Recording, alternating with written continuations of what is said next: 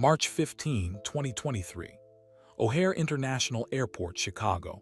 Michael Jordan, six-time NBA champion, global icon, billionaire, stood at the entrance of the exclusive United Polaris Lounge, a place he'd walked into countless times before. But this morning was different. "I'm sorry, sir," the young desk agent said, her voice trembling. "I cannot allow you entry today." Phones came out. Cameras started recording. Whispers rippled through the crowd. "That's Michael Jordan. Why won't they let him in?" The greatest basketball player of all time denied access to an airport lounge. The reason would shock everyone, not because it was scandalous, but because it revealed something far more powerful than fame or fortune. It revealed character. And it all started with two simple words that would change multiple lives forever. "I'm sorry." The automatic doors of O'Hare International Airport slid open with a soft whoosh. Cold Chicago wind rushed in behind Michael Jordan as he stepped into Terminal 1.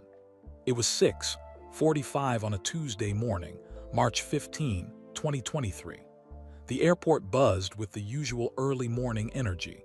Business people rushing to catch flights, families dragging suitcases, the smell of fresh coffee drifting from nearby cafes. Michael pulled his black carry-on bag behind him. At 60 years old, he still walked with the athletic grace that had made him famous.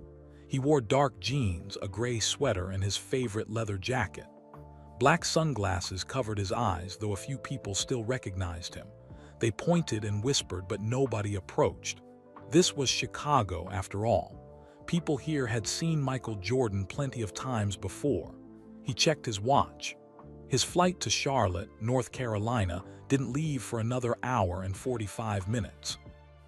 That gave him time to grab breakfast in the United Polaris Lounge, return a few emails, and maybe watch some game film on his tablet.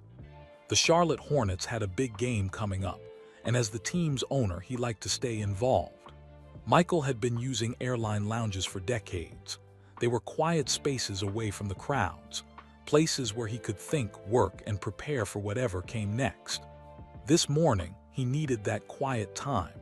Today's trip to Charlotte wasn't just about basketball. He had a press conference at 2 o'clock to announce a new program, free basketball camps for 500 kids from low-income neighborhoods across North Carolina. Their families would be there, waiting to sign up their children. He couldn't be late. The United Polaris Lounge sat near Gate B6. Michael walked through the terminal, past Gate B1, B2, B3. A few travelers did double takes when they saw him. One young man pulled out his phone, probably taking a picture. Michael didn't mind. After 40 years in the public eye, he was used to it. He reached the lounge entrance. The glass doors gleamed under the fluorescent lights. Through them, he could see comfortable leather chairs, tables with reading lamps, and a breakfast buffet along the far wall. A handful of travelers sat working on laptops or reading newspapers.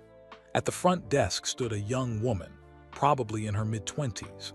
She had dark hair pulled back in a neat ponytail and wore the crisp blue United Airlines uniform. Her name tag read Rebecca Chen.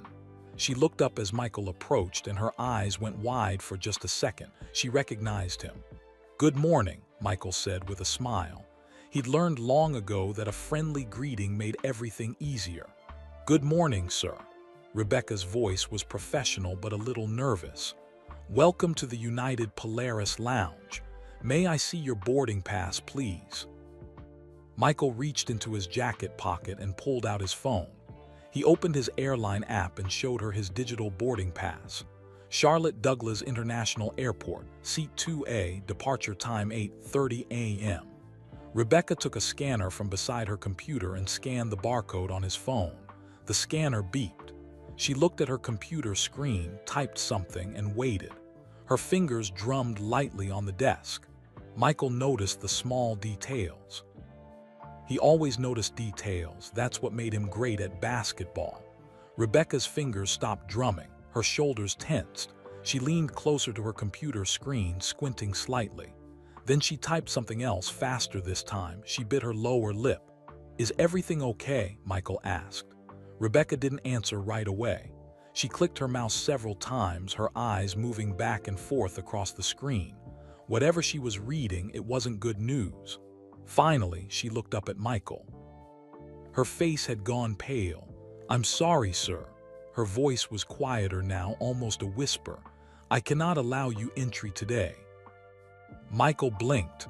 For a moment, he wasn't sure he'd heard her correctly. "Excuse me." "I'm sorry," Rebecca repeated. She glanced at her computer screen again as if hoping the information there had changed. It hadn't. "According to our system, you're denied entry. I'm following protocol." Michael felt a flutter of confusion in his chest. In all his years of flying, and he'd flown millions of miles, he'd never been denied access to an airline lounge. He'd used this exact lounge dozens of times. Just last month, he'd sat in that chair by the window, eating breakfast before a flight to New York. "Can you tell me why?" he asked. His voice stayed calm. His mother had taught him long ago to stay calm in confusing situations. Getting angry never helped. Rebecca's hands were shaking now. She clasped them together on the desk. I can't disclose that information, sir. I'm very sorry, it's company policy." Other travelers were starting to notice. A man in a business suit lowered his newspaper and stared. A woman with a coffee cup whispered something to her companion. Someone nearby said, "Is that Michael Jordan?" Michael heard the whispers. He saw people reaching for their phones. In about 30 seconds, someone would take a video. In about 2 minutes, that video would be on social media. In about 5 minutes, it would be everywhere. He looked back at Rebecca. The young woman looked like she wanted to disappear. This wasn't her fault, she was just doing her job. Whatever was on that computer screen, she didn't put it there. "Rebecca," Michael said gently, reading her name tag again. "I understand you're following protocol. I respect that. But I've been a member of this airline's program for over 30 years. I've never had any problems before. Is there someone else I can speak with? A supervisor, maybe?" Rebecca nodded quickly, grateful for the suggestion. "Yes, sir. Let me call my supervisor right now. Please just wait here for a moment." She picked up a phone beside her computer and pressed a button. While she talked quietly into the receiver, Michael stepped to the side. He didn't want to block other passengers from entering the lounge. A couple walked past him, showing their boarding passes. Rebecca's coworker at the other end of the desk scanned them in without any problems. More people were staring now. Michael heard someone say, "Why won't they let him in?" Another voice. "Maybe his membership expired." A third. "That can't be it. He's a billionaire." Michael kept his face neutral. He'd learned to do this during his playing days when trash talk and pressure tried to break his concentration. Never let them see you sweat.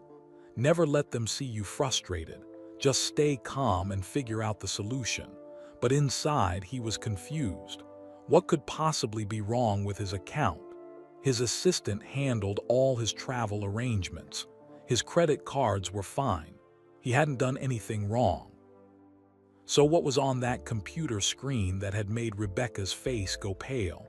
Rebecca hung up the phone and walked back to Michael. "My supervisor is on her way, Mr. Jordan. She should be here in just a few minutes. I'm really sorry about this." "It's okay," Michael said, and he meant it. Rebecca was young, probably working this job to pay for college or help her family.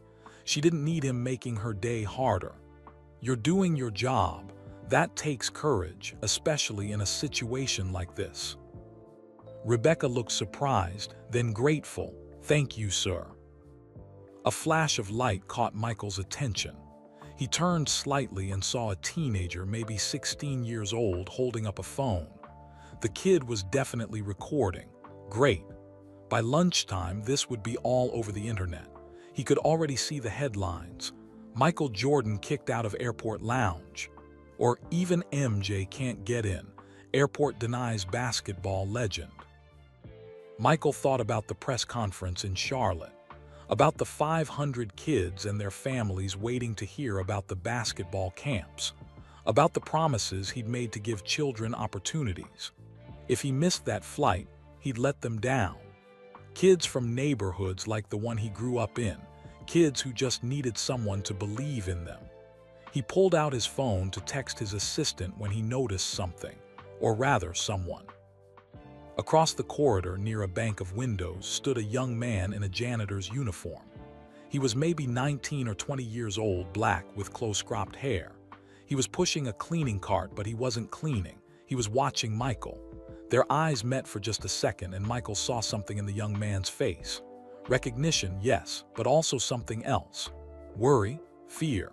Before Michael could figure it out, the young man quickly looked away and pushed his cart toward the restrooms. Strange. Mr. Jordan, a new voice pulled his attention back. A woman in her early 50s walked toward him with confident strides.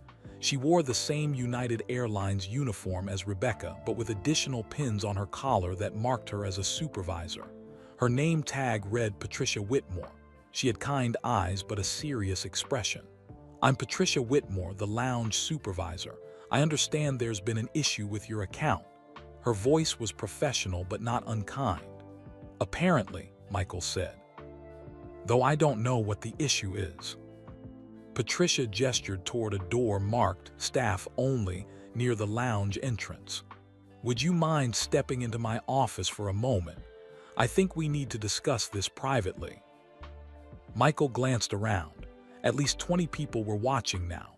Several were holding up phones. A few were talking on their devices, probably calling friends or posting updates. The teenager who'd been recording earlier was still filming. "Sure," Michael agreed. Privacy sounded good right now. He followed Patricia through the staff door, leaving his carry-on bag outside. Rebecca stayed at the desk, looking relieved that someone else was handling the situation now.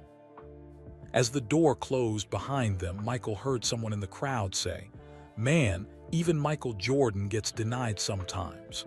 That's crazy." The office was small and windowless.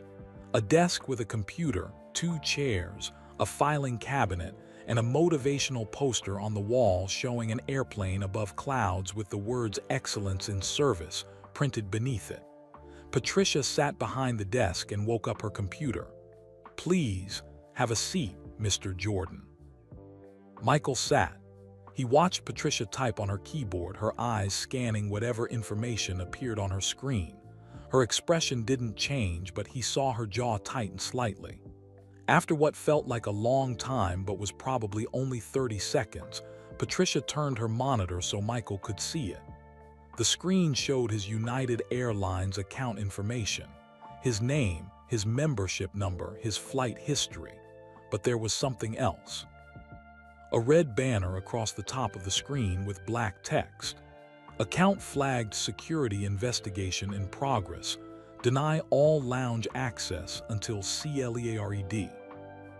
Michael leaned forward, reading the words again. "Security investigation. What security investigation?" Patricia's voice was calm but serious.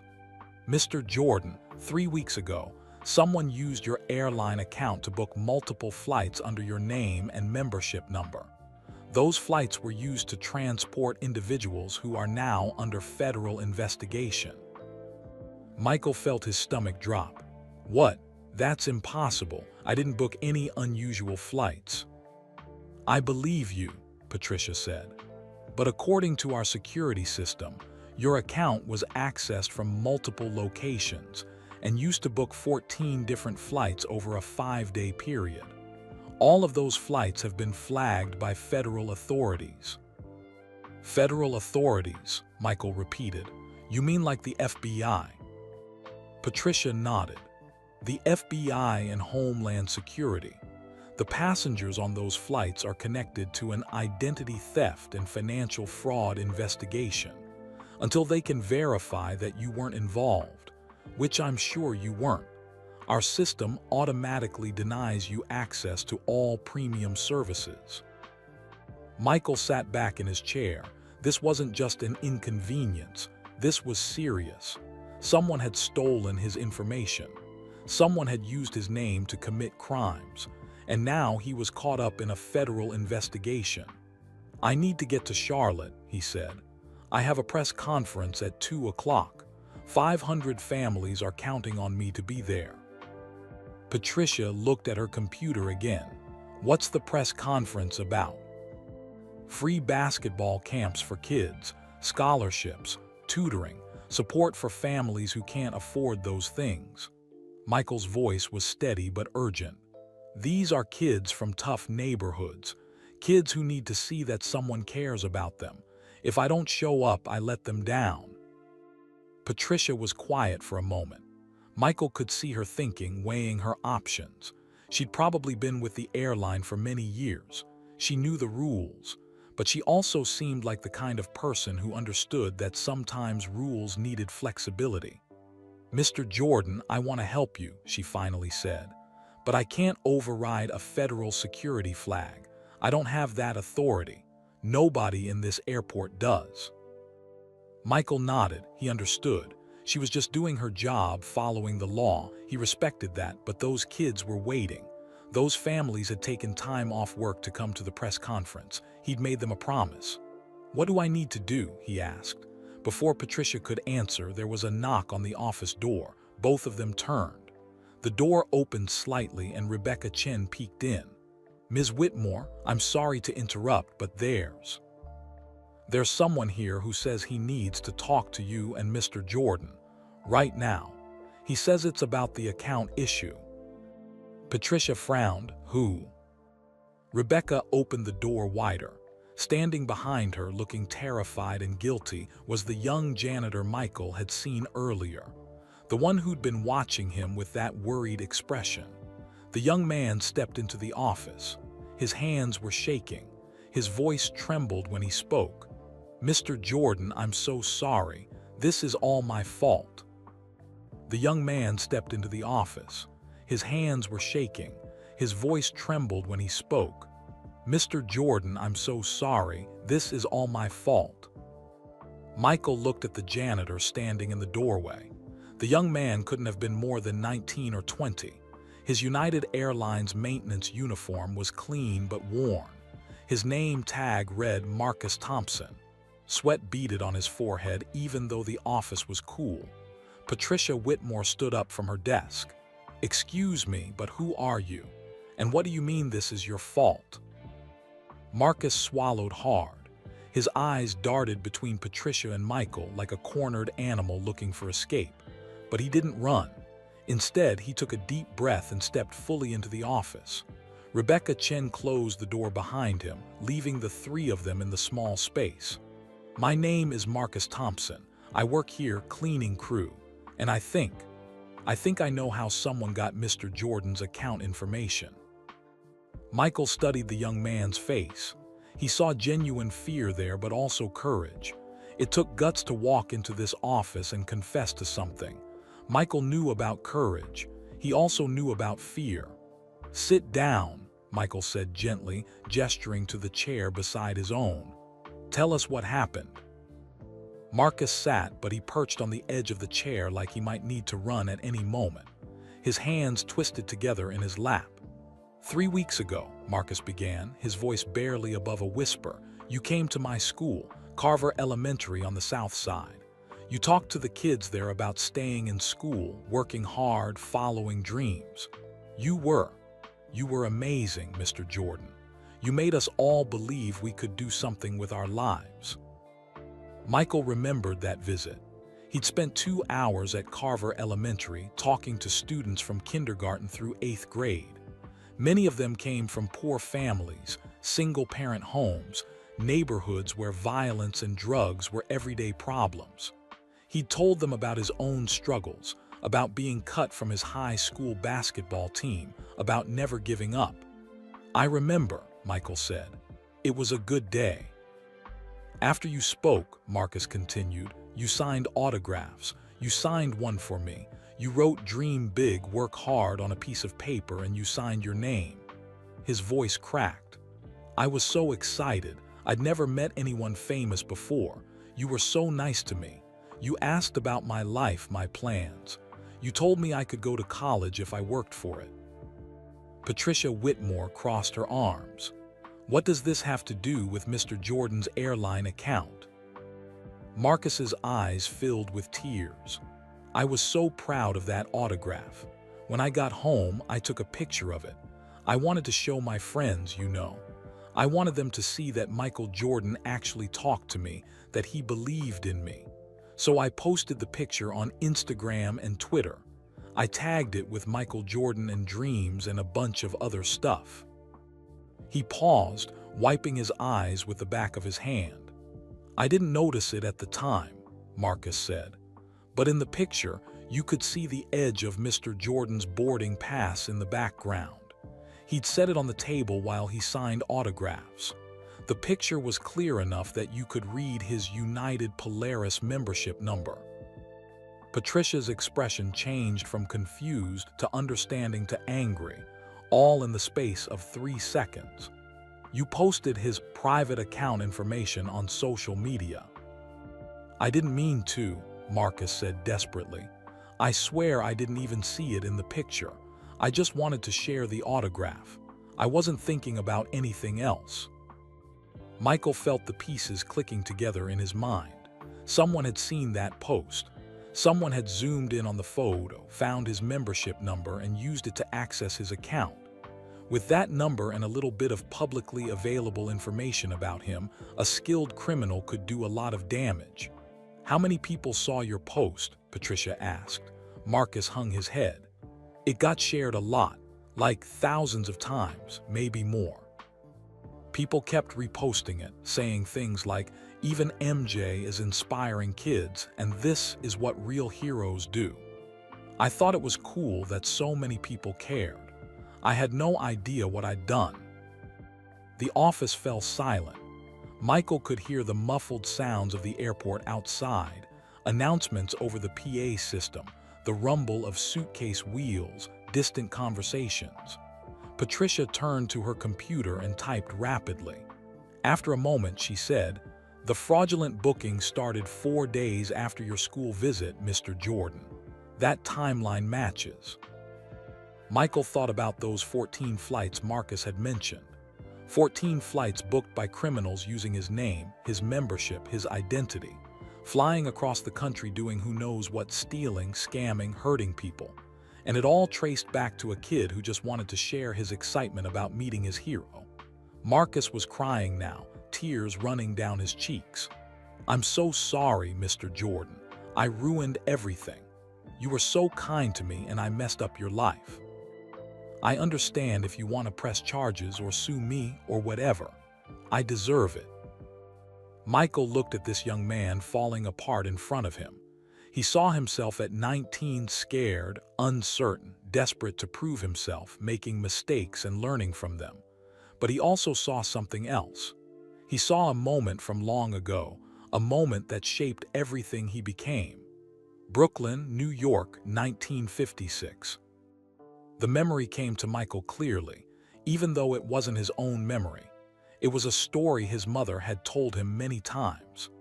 Dolores Peoples stood behind the counter at Merchants Bank in downtown Brooklyn.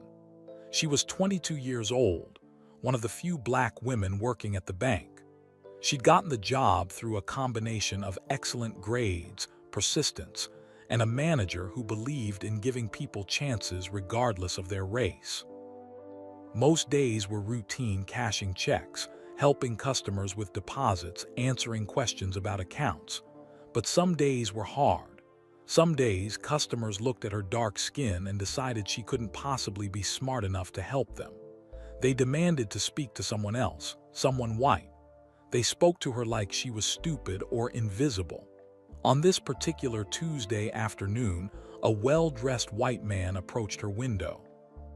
He needed help with a complex account issue, something about transferring funds between accounts while maintaining certain tax advantages. Dolores explained the process clearly and professionally. The man interrupted her mid-sentence. "Look, sweetheart, why don't you get someone who actually understands this stuff? I don't have time for you to fumble through your little book there." Dolores felt her face grow hot. She wasn't fumbling. She knew exactly what she was doing. She'd helped dozens of customers with the same issue. "Sir, I assure you I can help." "Just get your manager," the man said dismissively, waving his hand like he was shooing away a fly. Dolores wanted to cry. She wanted to yell. She wanted to tell this man exactly what she thought of him. But she didn't. She called her manager over, a white man named Mr. Henderson, who explained the exact same thing Dolores had just explained. The customer smiled and thanked Mr. Henderson profusely, never once acknowledging that he just wasted everyone's time. After the man left, Mr. Henderson patted Dolores on the shoulder. "You handled that with real grace, Miss Peoples. That's the mark of true strength." That night, Dolores went to a church social event. There, she met a quiet, handsome young man named James Jordan. He worked at a textile mill and had kind eyes.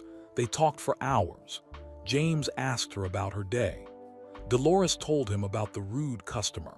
She expected James to get angry on her behalf, to rant about injustice and discrimination. Instead, James said something she never forgot. "My daddy always told me that how you treat people says everything about who you are, not about who they are. That man today, he showed you who he is, but you showed him something better. You showed him grace. That's power, Dolores. That's real power." Dolores and James started dating. Within 2 years, they were married. They moved to Wilmington, North Carolina, where James got a job at a General Electric plant and Dolores found work at a local bank. They had 5 children: James Jr., Larry, Dolores, Michael, and Roslyn.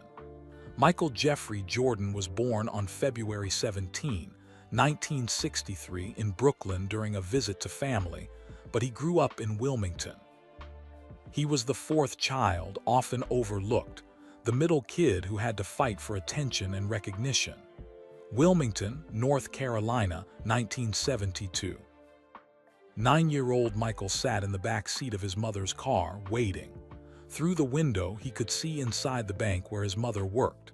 She stood behind a counter, helping a white woman who was talking loudly and pointing at some papers. Michael couldn't hear the conversation, but he could see his mother's face. She looked tired. The white woman kept pointing, kept talking, her face getting redder. His mother stayed calm, nodding, explaining something. Finally, the white woman snatched her papers and stormed out of the bank. She walked right past the car where Michael sat waiting. He heard her mutter, "Incompetent," as she passed. A few minutes later, Dolores came out. She got in the driver's seat and sat there for a moment, her hands on the steering wheel, her eyes closed. Then she took a deep breath, opened her eyes, and smiled at Michael in the rearview mirror. "How was school, baby?" "Mama, why was that lady so mean to you?" Dolores started the car. As they drove toward home, she said, "Some people carry pain inside them, Michael. That pain makes them lash out at others. It doesn't have anything to do with me. I just happen to be there." "But it's not fair," Michael protested. "No, it's not," his mother agreed. "Life isn't always fair, but that doesn't mean we stop being kind. You understand me. Strength isn't always loud, Michael. Sometimes it's staying kind when the world isn't kind to you."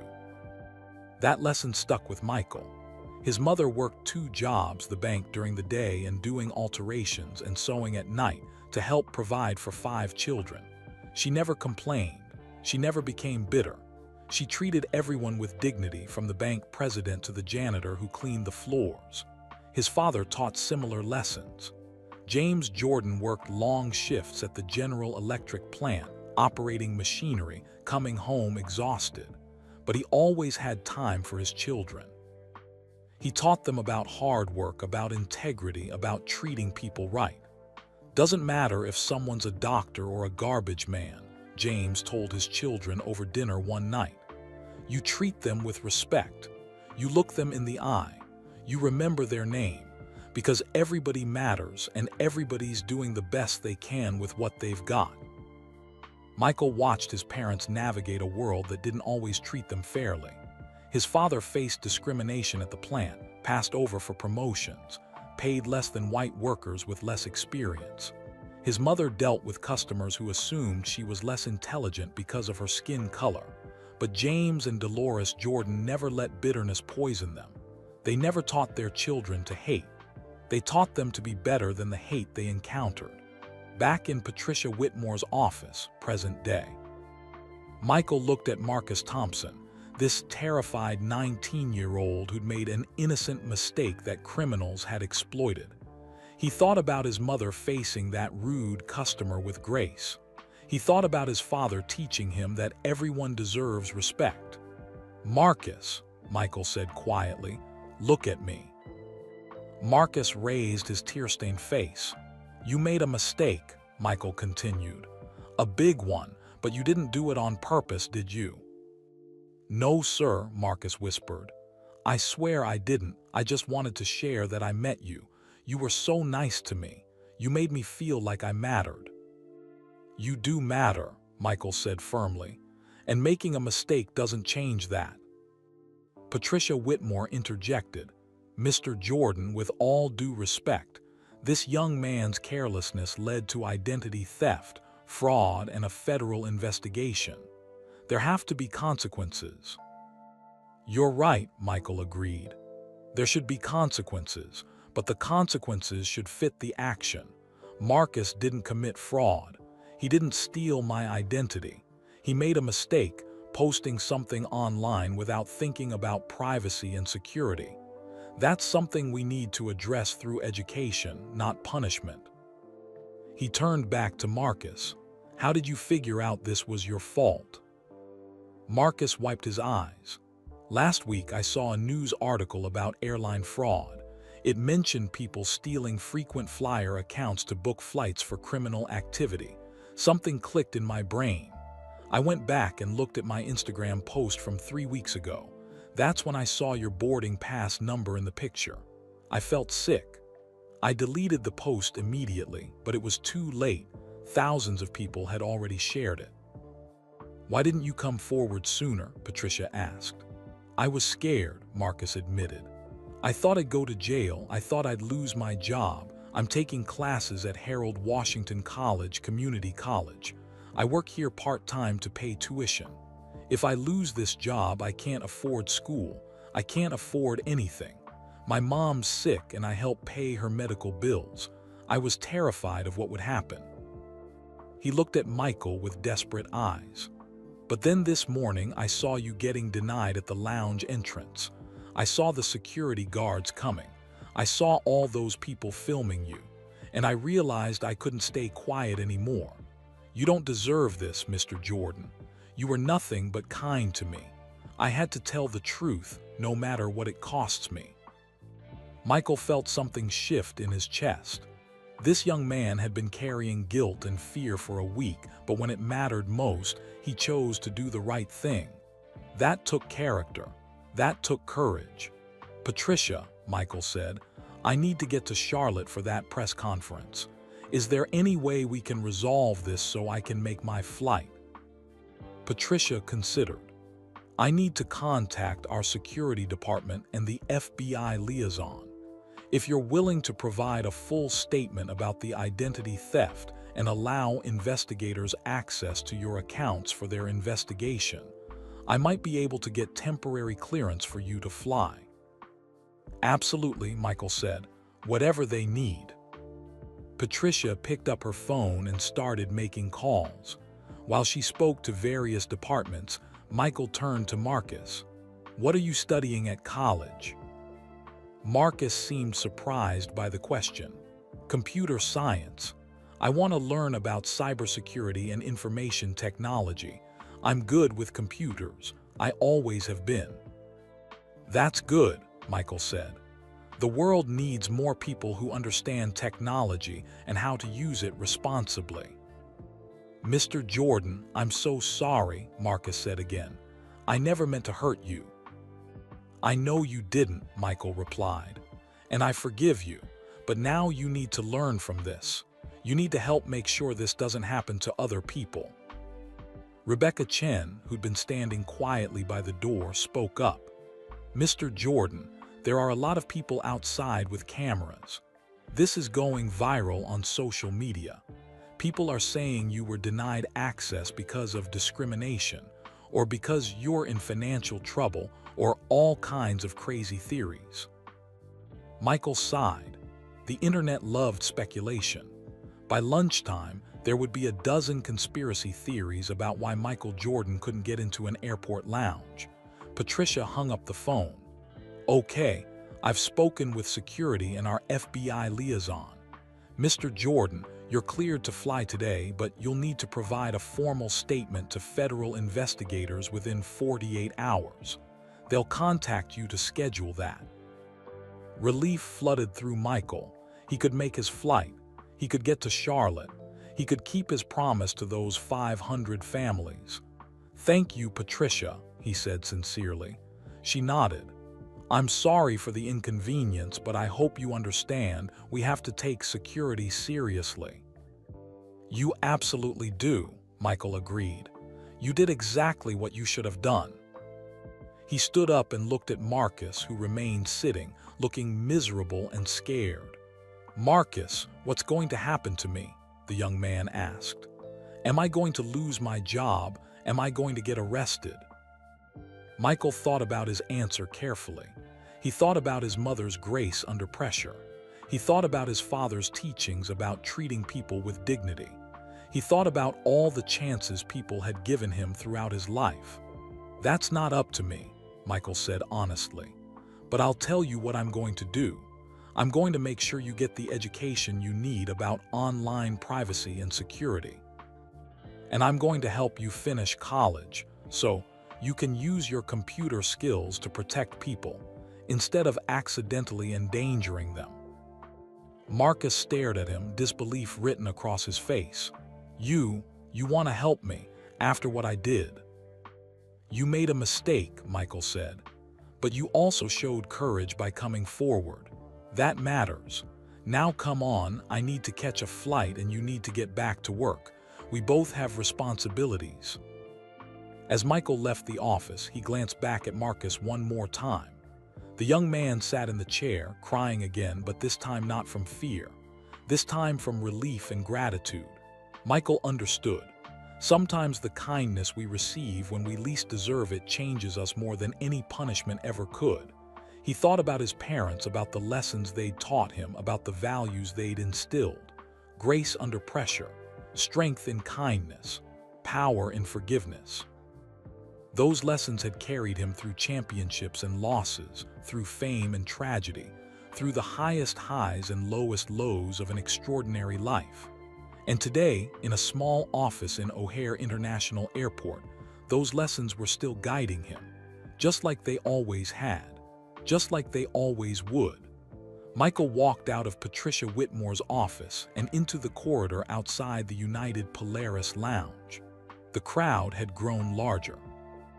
At least 30 people stood watching, many with their phones held high, recording every moment. He could hear their whispers, their speculation, their curiosity. Is he in trouble? Why won't they let him in? Maybe he didn't pay his bill. That's ridiculous. He's a billionaire. Michael ignored the phones and the stares.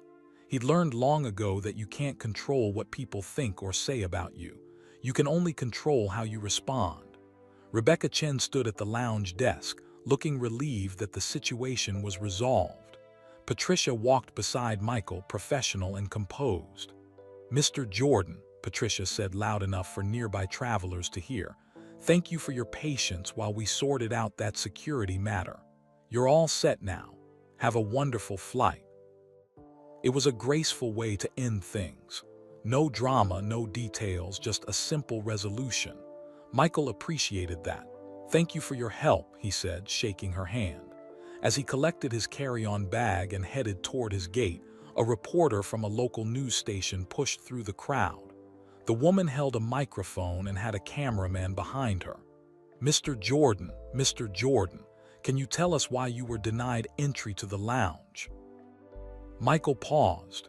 He could ignore the question and keep walking, or he could say something that might stop the wild speculation he knew was already spreading online. "There was a security issue with my account that's being investigated," he said calmly. The airline staff did exactly what they should have done. They followed protocol. I have nothing but respect for their professionalism. Are you angry about being denied? The reporter pressed. Michael smiled slightly. No, rules exist for a reason. They should apply to everyone equally, including me. He walked away before she could ask more questions. Behind him, he heard people talking about his response. Some seemed disappointed. They'd wanted drama, outrage, a celebrity meltdown. Instead, they got measured calmness. Michael reached gate B18 and sat down in the waiting area. His flight didn't board for another 30 minutes.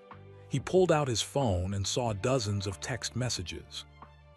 His assistant, his publicist, his business manager, everyone had seen the videos online and wanted to know what happened. He texted his assistant first. "Everything's fine. We'll explain later. On my way to Charlotte." Then he texted his mother. "Mama, if you see any news about me at the airport, don't worry. Just a mix-up with my account. All resolved. Love you." His mother replied immediately. "I already saw the videos, baby. You handled it with grace. Proud of you." Michael smiled. His mother always knew what to say. He looked out the window at the planes taking off and landing. The morning sun reflected off their silver wings. He thought about Marcus Thompson, that scared 19-year-old who'd made a mistake and then had the courage to own up to it. That took guts. That took character. It reminded Michael of another young man who'd faced a devastating moment, a moment that changed everything. Wilmington, North Carolina, October 1978. 15-year-old Michael Jordan stood in front of the bulletin board outside the gym at Emslie A. Laney High School. His heart pounded in his chest. His hands felt cold despite the warm North Carolina afternoon. The varsity basketball roster was posted on the board. Dozens of boys crowded around it, pushing and jostling to see if their names were listed. Some shouted with joy when they found their names. Others walked away quietly, trying not to show their disappointment. Michael pushed through the crowd. He was short, only 5 feet 10 inches and skinny, but he had skills. He'd been playing basketball since he was a little kid, shooting hoops in the backyard with his older brother Larry. He dominated in junior varsity last year. He was ready for varsity. He knew he was ready. His eyes scanned the list. The names were in alphabetical order: Jackson, Jenkins, Johnson, Jones, no Jordan. Michael read the list again, certain he'd missed something. His name had to be there. It had to be. But it wasn't. His best friend Leary Smith's name was on the list. Leary was 6 feet 7 inches tall and still growing. Coach Clifton Herring needed height and Leary had height. Michael had skill, but at 5'10" he was too short for varsity. At least that's what the coach thought. Michael felt like someone had punched him in the stomach. He couldn't breathe. His eyes stung with tears, but he refused to cry in front of the other boys. He turned and walked away quickly, his head down, his hands shoved in his pockets. He went straight home. His mother was at work. His father was at the plant. His brothers and sisters were out. The house was empty, which was good because Michael didn't want anyone to see him like this. He went to the garage, sat on the concrete floor, and cried. He cried hard, the kind of crying that comes from deep disappointment, from feeling like you're not good enough, from being told you don't measure up. After a while, he heard the garage door open. His father stood there, still wearing his work uniform from the General Electric plant. James Jordan looked at his son sitting on the floor, saw the tears, and understood immediately what had happened. James didn't say anything at first. He just sat down on the floor next to Michael. They sat in silence for a few minutes, father and son, in the dim light of the garage. Finally, James spoke. "So what are you going to do about it?" Michael looked up, confused. He'd expected sympathy or anger at the coach or reassurance that everything would be okay. Instead, his father was asking him what he was going to do. "What can I do?" Michael asked. "Coach Herring doesn't think I'm good enough." "Coach Herring thinks you're too short," James corrected. "That's different than not being good enough. So I'll ask again, what are you going to do about it?" Michael wiped his eyes. I don't know. Yes, you do, his father said firmly. You can quit and feel sorry for yourself, or you can prove him wrong. Which one sounds better? Michael thought about it. Quitting meant giving up on basketball, and basketball was everything to him. It was the thing he loved most in the world. It was the thing that made him feel special, that gave him identity. I'm going to prove him wrong, Michael said, his voice stronger now. James nodded. Good. Then you better get started. Champions don't wait around feeling sorry for themselves. They work. That night, Michael couldn't sleep. He kept thinking about that roster, about seeing Leroy's name and not his own. The anger and hurt mixed together inside him, transforming into something else, something powerful, determination. The next morning, Michael woke up at 6 o'clock. He put on his sneakers and went to the outdoor court near his house. The sun was just coming up, painting the sky pink and orange. The air was cool. He started shooting, over and over from different spots on the court. Left side, right side, baseline, top of the key. If he missed, he tried again and again and again. His older brother Larry came out after a while. Larry was only an inch taller than Michael, but stronger and more physical. He'd made the varsity team. You okay? Larry asked. I'm fine, Michael said, shooting another basket. It went in with a perfect swish. Coach made a mistake not picking you. Then I'll make sure he knows it. Larry grabbed the ball after Michael's next shot. You want to play one-on-one? Michael nodded. They played for 2 hours.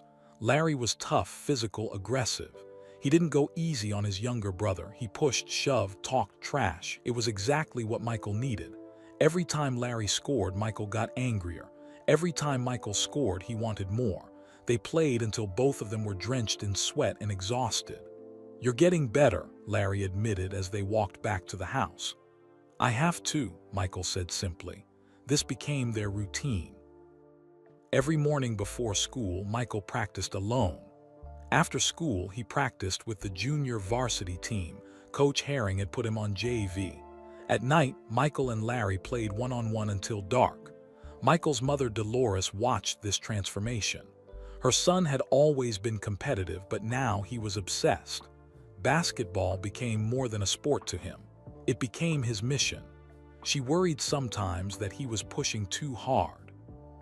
But she also recognized something in his eyes, a fire, a determination that couldn't be taught. It had to come from within. Baby, don't forget to study, she reminded him one evening as he headed out for another practice session with Larry. I won't, Mama. And don't let this basketball thing consume you. It's just a game. Michael paused. It's not just a game to me, Mama, it's everything. Dolores looked at her son, 15 years old, barely 5'10", skinny as a rail, and saw something special. Not because of basketball, but because of how he responded to disappointment. He didn't quit. He didn't make excuses. He worked harder. Then you make sure it's worth all this effort, she said. You make sure you become not just a good player, but a good person. Because at the end of the day, character matters more than trophies. Yes, ma'am. Michael practiced with the JV team, but he was too good for that level. He dominated every game. Coach Herring started noticing. By mid-season, Michael was being called up to practice with the varsity team occasionally. But he still wasn't on the varsity roster. That made him work even harder. He stayed late after practice, shooting free throws until his arms ached. He ran sprints until his legs felt like rubber. He watched tapes of NBA players, Julius Erving, David Thompson, George Gervin, studying their moves, their footwork, their techniques. His mother drove him to practices and games, even though she was exhausted from working 2 jobs. She'd sit in the stands cheering for her son, believing in him even when others didn't. One night after a JV game, Dolores took Michael to get ice cream. They sat in the car in the parking lot eating their cones. You know what I'm proudest of? She asked. What? How you've handled getting cut. You didn't blame the coach. You didn't make excuses. You just worked harder. That's character, Michael. That's the kind of strength that'll carry you through life, whether you play basketball or not. Michael nodded, licking his chocolate cone. I'm going to make varsity next year, Mama. And then I'm going to college, and maybe even the NBA. Dolores smiled. Maybe you will, but remember, all that success starts with how you handle failure. You've passed that test, baby. You've passed it with flying colors. Summer 1979. Something miraculous happened that summer. Michael grew and grew and grew. He started the summer at 5'10". By the end of August, he was 6'3". By the start of his junior year, he was 6'5". His body was catching up to his dreams, but the growth spurt didn't change his work ethic. If anything, he practiced more. Now he had height to go with his skills. He was unstoppable. When tryouts came for his junior year, there was no question. Michael Jordan made varsity. Not only that, he became the star of the team. College scouts started coming to games. They saw a tall, athletic guard who could score from anywhere on the court. They saw a young man who played with intensity and fire. They saw something special. By his senior year, Michael was being recruited by major colleges across the country. North Carolina State, Duke, Maryland, all the big programs wanted him. He chose the University of North Carolina, partly because it was close to home, partly because of Coach Dean Smith's reputation, and partly because he wanted to prove he could play at the highest level. But he never forgot that moment standing in front of the bulletin board, not seeing his name on the roster. He never forgot the hurt, the anger, the determination that followed. Years later, when he was the most famous basketball player in the world, reporters asked him what drove him to be so competitive, so relentless. Michael always gave the same answer. I got cut from my high school team. It wasn't entirely accurate. He'd been moved to JV, not cut completely, but emotionally it felt like being cut. And that feeling never left him. It fueled him through his entire career. Every time he stepped on a basketball court, he was that 15-year-old kid again, proving to Coach Herring and everyone else that they were wrong about him. O'Hare International Airport, present day. The boarding announcement brought Michael back to the present. We are now boarding all passengers for United Flight 1847 to Charlotte. Michael stood and grabbed his carry-on. As he walked toward the gate, he thought about how that moment at Laney High School had shaped his entire life. Getting cut, or being told he wasn't good enough, had lit a fire inside him that never went out. But his parents' response had been just as important. His father didn't let him wallow in self-pity. His mother taught him that character mattered more than success. Those lessons had carried him through 6 NBA championships, 5 MVP awards, 14 All-Star games, and countless other achievements.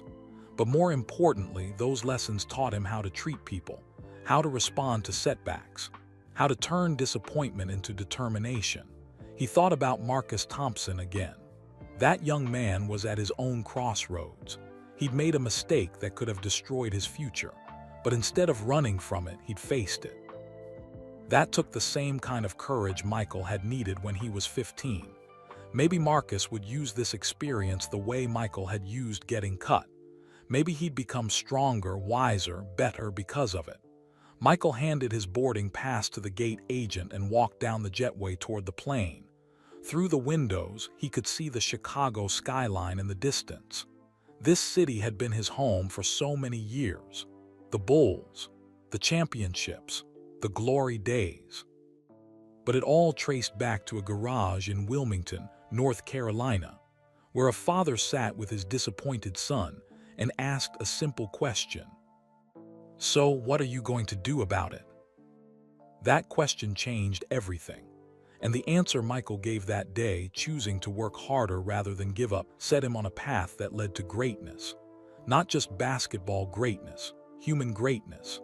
As he took his seat on the plane, Michael pulled out his phone one more time. He texted his assistant, set up a scholarship for Marcus Thompson, full ride. and get him enrolled in online cybersecurity courses. He needs to learn how to protect information, not accidentally expose it. Then he texted Patricia Whitmore. "Thank you for handling that situation professionally. You and Rebecca both did excellent work today." Finally, he sent a message that would be forwarded to Marcus. "You made a mistake, but you owned it. That's the first step to becoming who you're meant to be. Keep working hard. Your future is bright." Michael put his phone away and closed his eyes. The plane began taxiing toward the runway. In a few hours, he'd be in Charlotte announcing opportunities for 500 children. Children who needed to know that mistakes don't define you. Children who needed to hear that hard work matters more than natural talent. Children who needed to see that success comes from getting back up every time life knocks you down.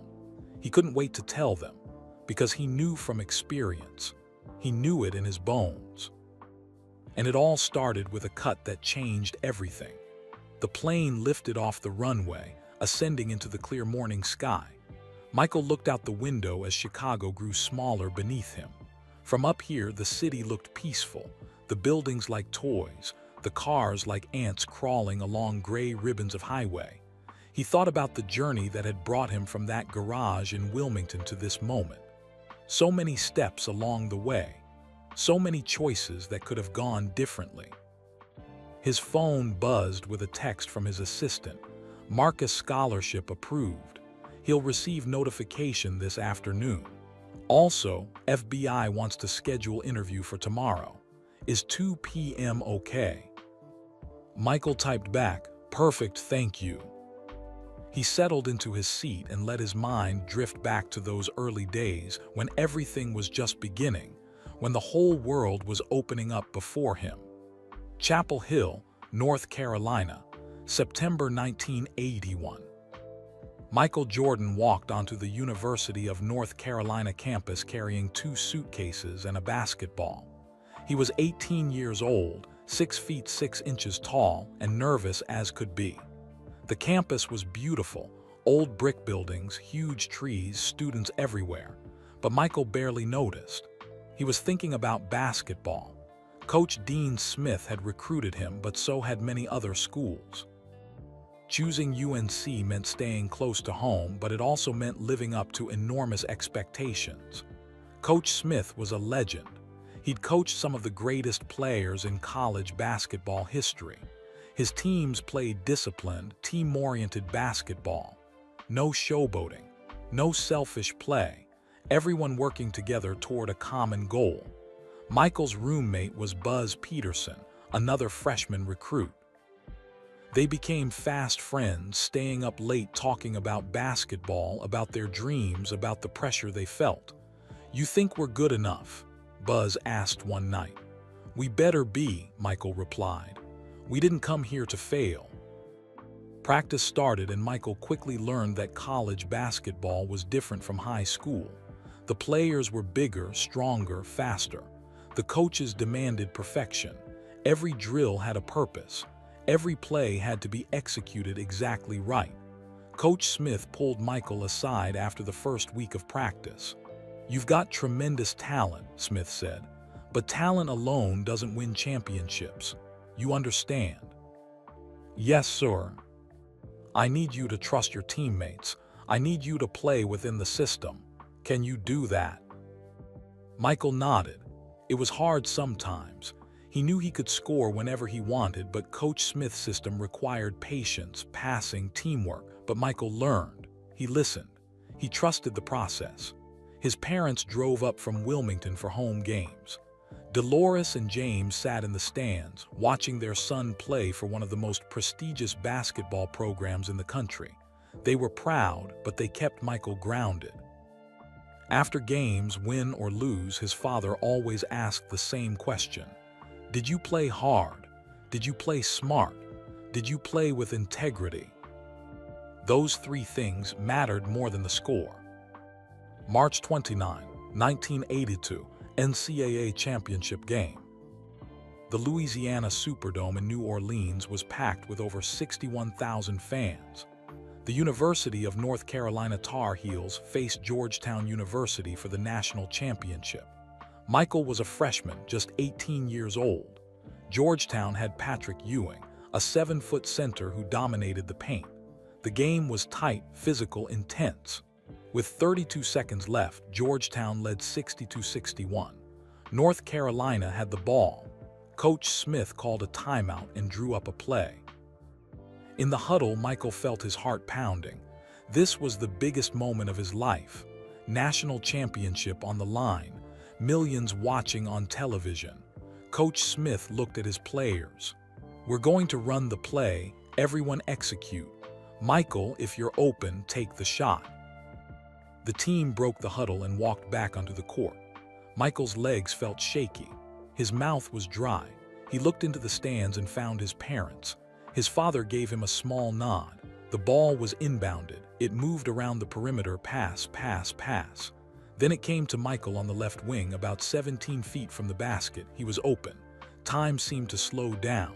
Michael caught the ball, squared his shoulders, and released the shot. The ball arced through the air, spinning perfectly. Swish. North Carolina 63, Georgetown 62. The crowd exploded. Michael's teammates mobbed him. 16 seconds remained on the clock, but Georgetown's last shot missed. North Carolina won the national championship. After the game, after the trophy presentation and the celebration, Michael found his parents outside the locker room. His mother was crying happy tears. His father stood there with a huge smile on his face. Michael hugged them both. Then he collapsed into his father's arms and cried. All the pressure, all the work, all the dreams, it poured out of him in that moment. James Jordan held his son tight. "You did it, son. You did it." "We did it," Michael corrected. "You and Mama, you got me here." Dolores touched his face. "Baby, this is just the beginning. Remember that. Stay humble, stay hungry. There's so much more ahead of you." She was right. That shot made Michael famous, but it was just the first step in a much longer journey.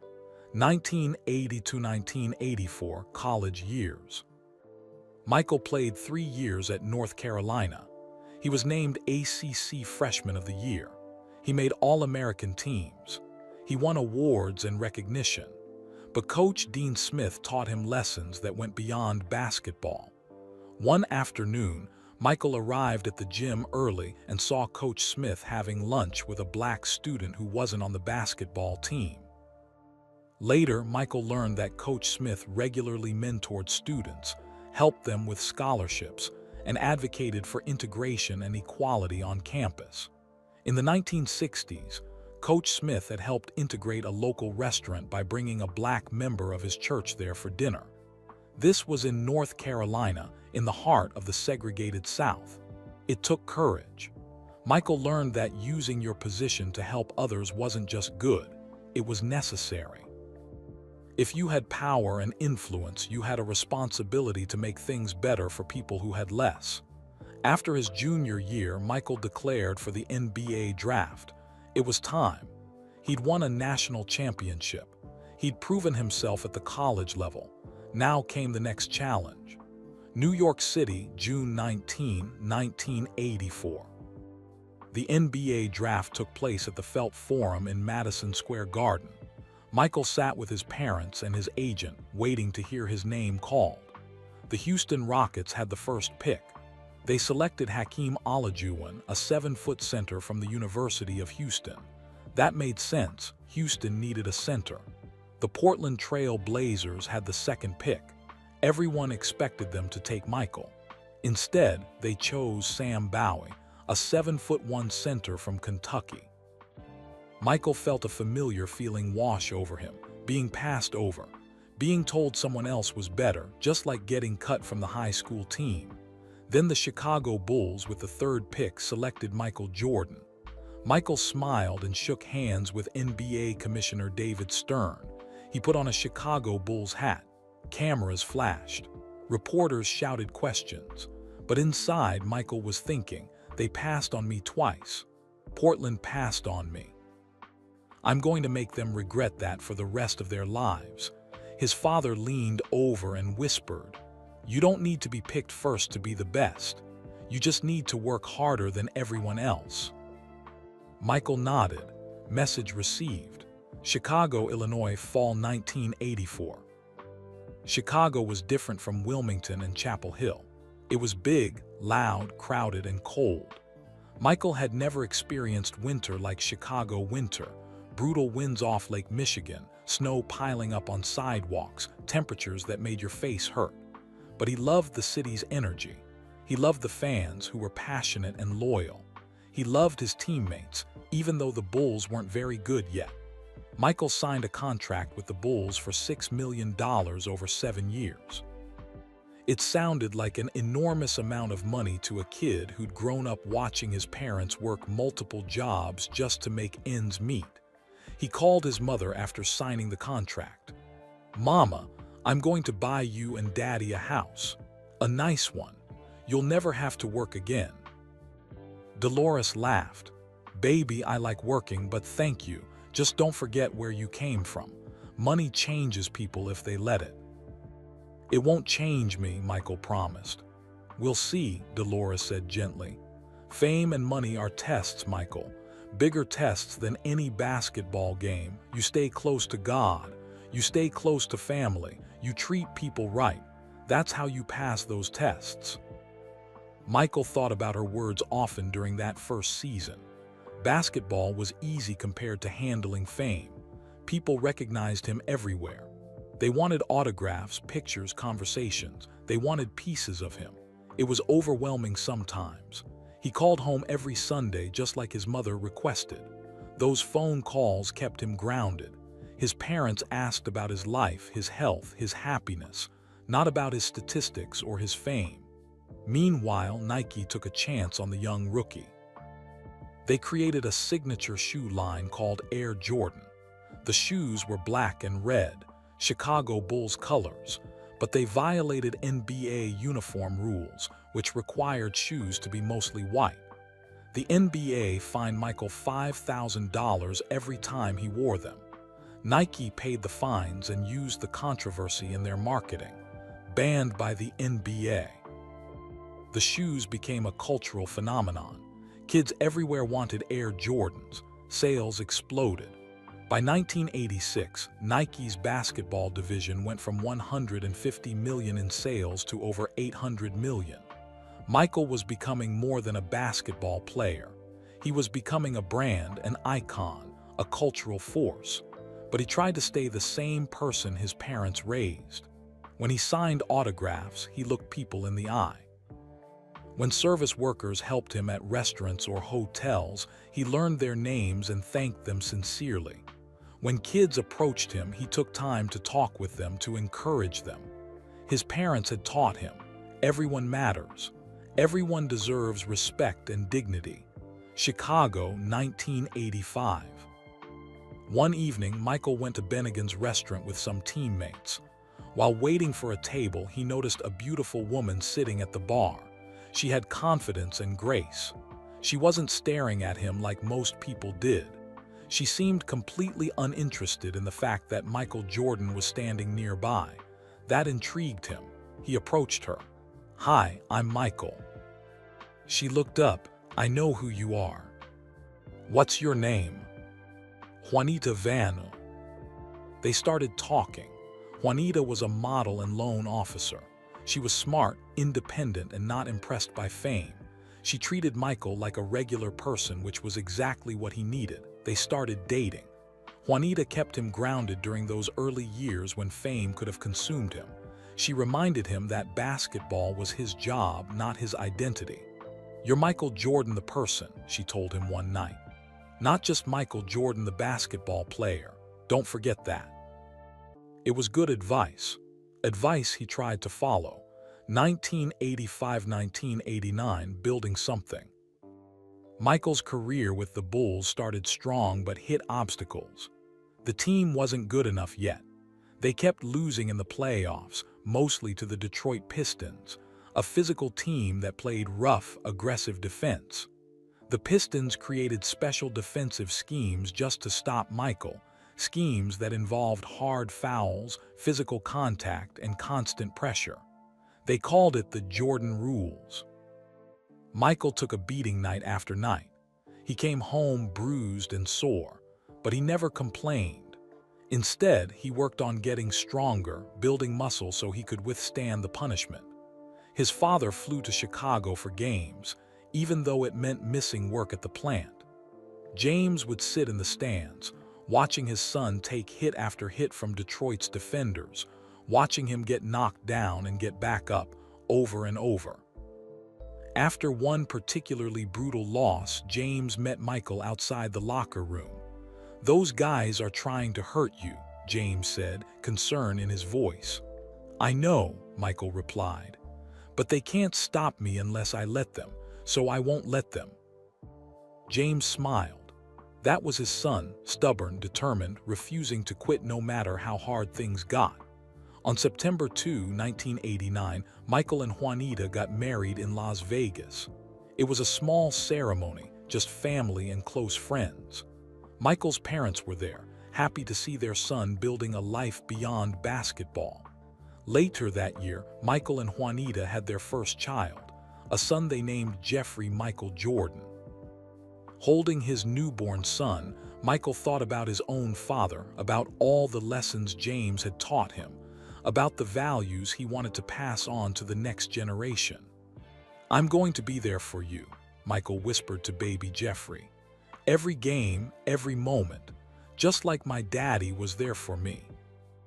It was a promise he intended to keep, but life has a way of testing our promises. Life has a way of throwing challenges we never see coming. Michael didn't know it yet, but the hardest test of his life was still ahead. A test that would shake him to his core. A test that would force him to walk away from basketball at the peak of his powers. A test that would change everything. But on that September day in 1989, holding his newborn son, Michael Jordan was simply happy. He was a husband, a father, a son, a basketball player, and he was trying his best to be all of those things well, just like his parents taught him, just like they always would, just like his parents taught him, just like they always would. The plane touched down at Charlotte Douglas International Airport at 10:47 a.m. Michael gathered his carry-on bag and stepped off the plane into the familiar warmth of North Carolina.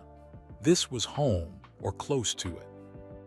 Wilmington was just 2 hours away, where his mother still lived, where his roots went deep into red Carolina soil. A driver waited for him outside baggage claim. "Mr. Jordan, welcome home. We're heading straight to the arena."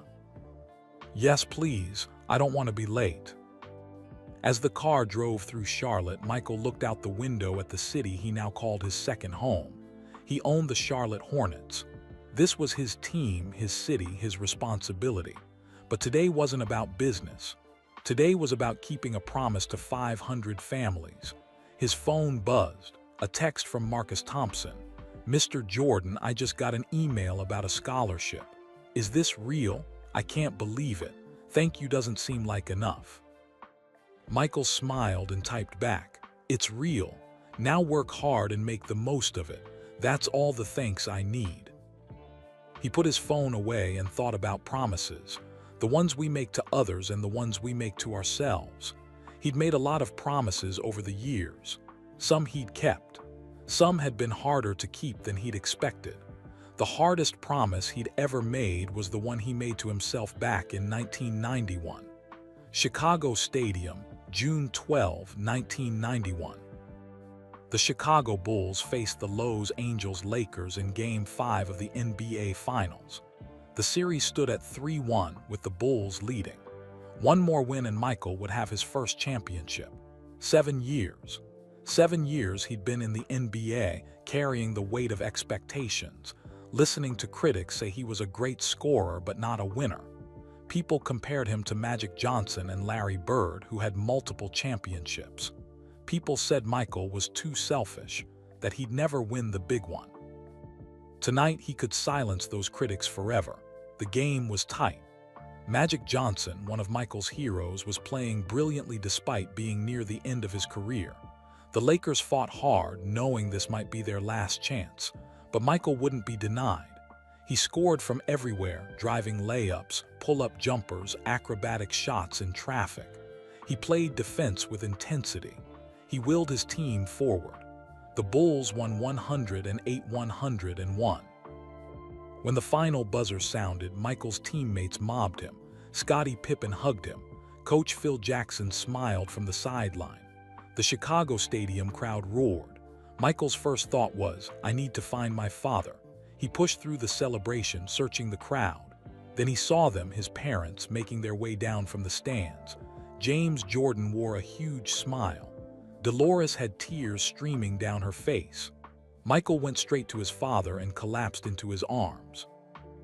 All the pressure, all the doubt, all the criticism, it poured out of him. He cried like a child while his father held him, patting his back, whispering words Michael couldn't quite hear over the noise. "You did it, son," James said. "You did it." The image was captured by cameras and broadcast around the world. Michael Jordan, the toughest competitor in basketball, crying in his father's arms after finally winning a championship. Later, reporters asked Michael about that moment. "My father sacrificed everything for us," Michael said, his voice thick with emotion. "He worked at the General Electric plant for years, doing hard labor so we could have better lives. He came to all my games, even when it meant missing work. This championship, it's as much his as mine." That night, long after the celebration died down, Michael sat alone in his hotel room holding the championship trophy. It was heavy, made of sterling silver with a basketball on top. He thought about the journey that brought him here, getting cut from his high school team, winning the national championship at North Carolina, being drafted third, all the losses to Detroit, all the doubts and criticism. Now he had proof. He was a winner. He was a champion. But the trophy felt different than he'd expected. It didn't erase the pain of past failures. It didn't make him feel complete. It just made him hungry for more. He called his mother. "Baby, I'm so proud of you," Dolores said. "But you know what I'm most proud of?" "What, Mama?" "How you handled yourself all these years when people doubted you. You didn't get bitter. You didn't get mean. You just kept working. That's real character." "It was hard sometimes." "I know it was, but you passed the test. And Michael, this championship doesn't define you. You define you. Don't forget that." "I won't, Mama." But even as he said it, Michael wondered if it was true. Championships did define basketball players. That's how history remembered them. 1 ring, 2 rings, 3 rings, those numbers mattered. He looked at the trophy again and made himself a promise. "This won't be the last one. I'm going to win more. I'm going to cement my legacy." It was a promise that would drive him for the next 7 years. 1992 repeat.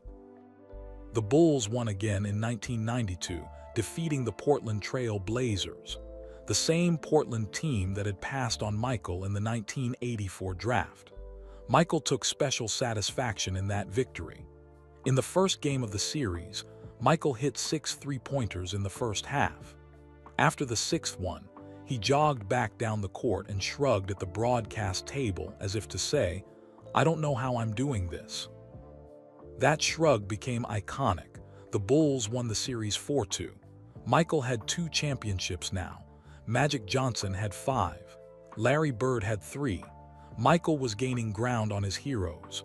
His parents came to Portland for the final game. James was immensely proud but kept Michael humble. 2 is good, James said. But don't let success make you soft. Stay hungry. Always, Daddy. Summer 1992 Barcelona Olympics. Michael joined the greatest basketball team ever assembled, the Dream Team. Magic Johnson, Larry Bird, Charles Barkley, Patrick Ewing, Scottie Pippen, Karl Malone, John Stockton, David Robinson, Chris Mullin, Clyde Drexler, and Christian Leitner. They went to Barcelona, Spain, for the Olympics and dominated.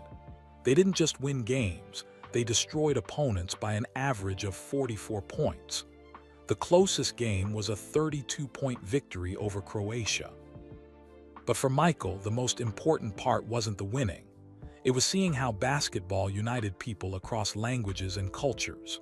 In Barcelona, children from poor neighborhoods played on concrete courts, wearing jerseys with different Dream Team players' numbers. They didn't speak English, but they spoke basketball. One afternoon, Michael walked through a neighborhood near the Olympic Village. He saw kids playing on a cracked, uneven court. They recognized him immediately and ran over, shouting in Spanish. Through a translator, Michael learned that one boy, maybe 10 years old, dreamed of playing professional basketball. His family had very little money.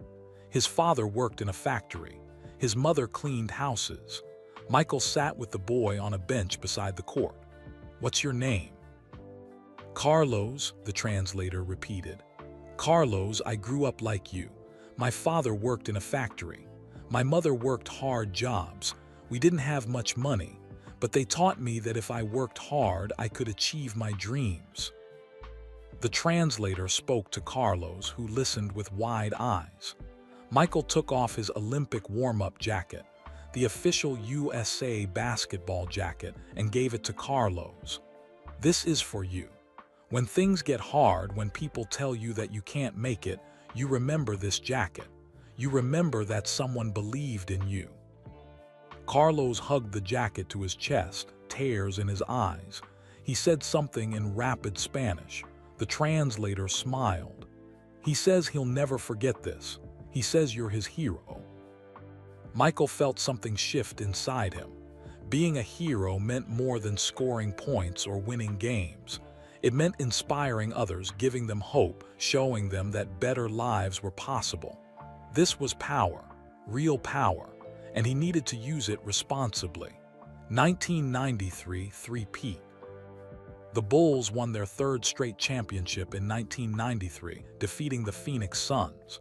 Charles Barkley, Michael's friend and Dream Team teammate, played brilliantly for Phoenix, but Michael played better. In Game 4, Michael scored 55 points. In Game 6, he had 33 points and led the Bulls to victory. 3 championships in a row, a three-peat. Only a few teams in NBA history had accomplished that feat. Michael stood on the court after the final game, holding another trophy, surrounded by confetti and celebration. He was 30 years old and at the absolute peak of his powers. He could do anything on a basketball court. He was unstoppable. His father came down from the stands again. They hugged just like in 1991, but this time there were no tears, just satisfaction. 3 in a row, James said. "That's special, son. Real special." "Thanks, Daddy. Thanks for everything." They stood together in the chaos of celebration, father and son. 2 men from Wilmington, North Carolina, who'd come a long way from that garage where they'd sat together after Michael got cut from the high school team.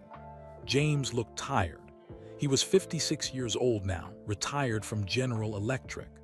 The years of factory work had taken their toll on his body, but his eyes were bright with pride. "I'm proud of you, Michael. Not because of the championships. I was proud of you before all this. I'm proud because you haven't forgotten who you are. You treat people right. You remember where you came from. That matters more than any trophy." Michael nodded. His father's approval meant more to him than any award, any recognition, any amount of money. "I love you, Daddy." "I love you too, son." It was one of the last conversations they would ever have. July 23, 1993. Michael was at home in Chicago when the phone rang. It was late morning. He'd been relaxing, enjoying the off-season, thinking about whether to pursue a 4th straight championship. He picked up the phone. "Hello." It was his mother, and her voice was wrong, shaking, terrified. "Michael, baby, something's happened, your father." The world stopped. James Jordan had driven to Wilmington for a funeral. Afterward, he started the long drive back to Charlotte. Around midnight, feeling tired, he pulled off Highway 74 near Lumberton, North Carolina. He parked his car, a red Lexus that Michael had given him, in a rest area to take a nap. 2 young men saw the expensive car.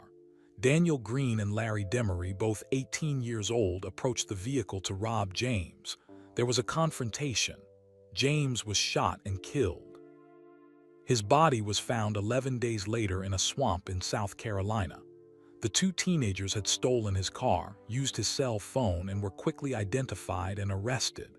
Michael flew to North Carolina immediately. The media coverage was intense, invasive, relentless. His father's murder was front-page news around the world. Reporters camped outside the family home. Helicopters circled overhead. There was no privacy, no peace, no space to grieve.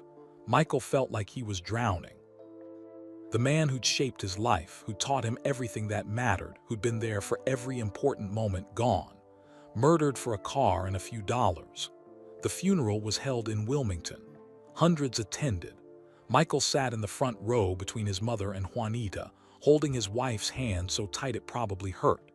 His children, Jeffrey Marcus, born in 1989, and baby Jasmine, born in 1992, were there, too young to fully understand what had happened.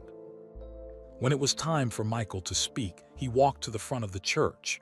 He looked at the casket where his father lay. He looked at his mother, whose eyes were red from crying. He looked at the faces of people who'd known James Jordan, co-workers from the plant, neighbors, friends, family. "My father taught me everything that matters," Michael began, his voice breaking. "He taught me about hard work, about integrity, about treating people right.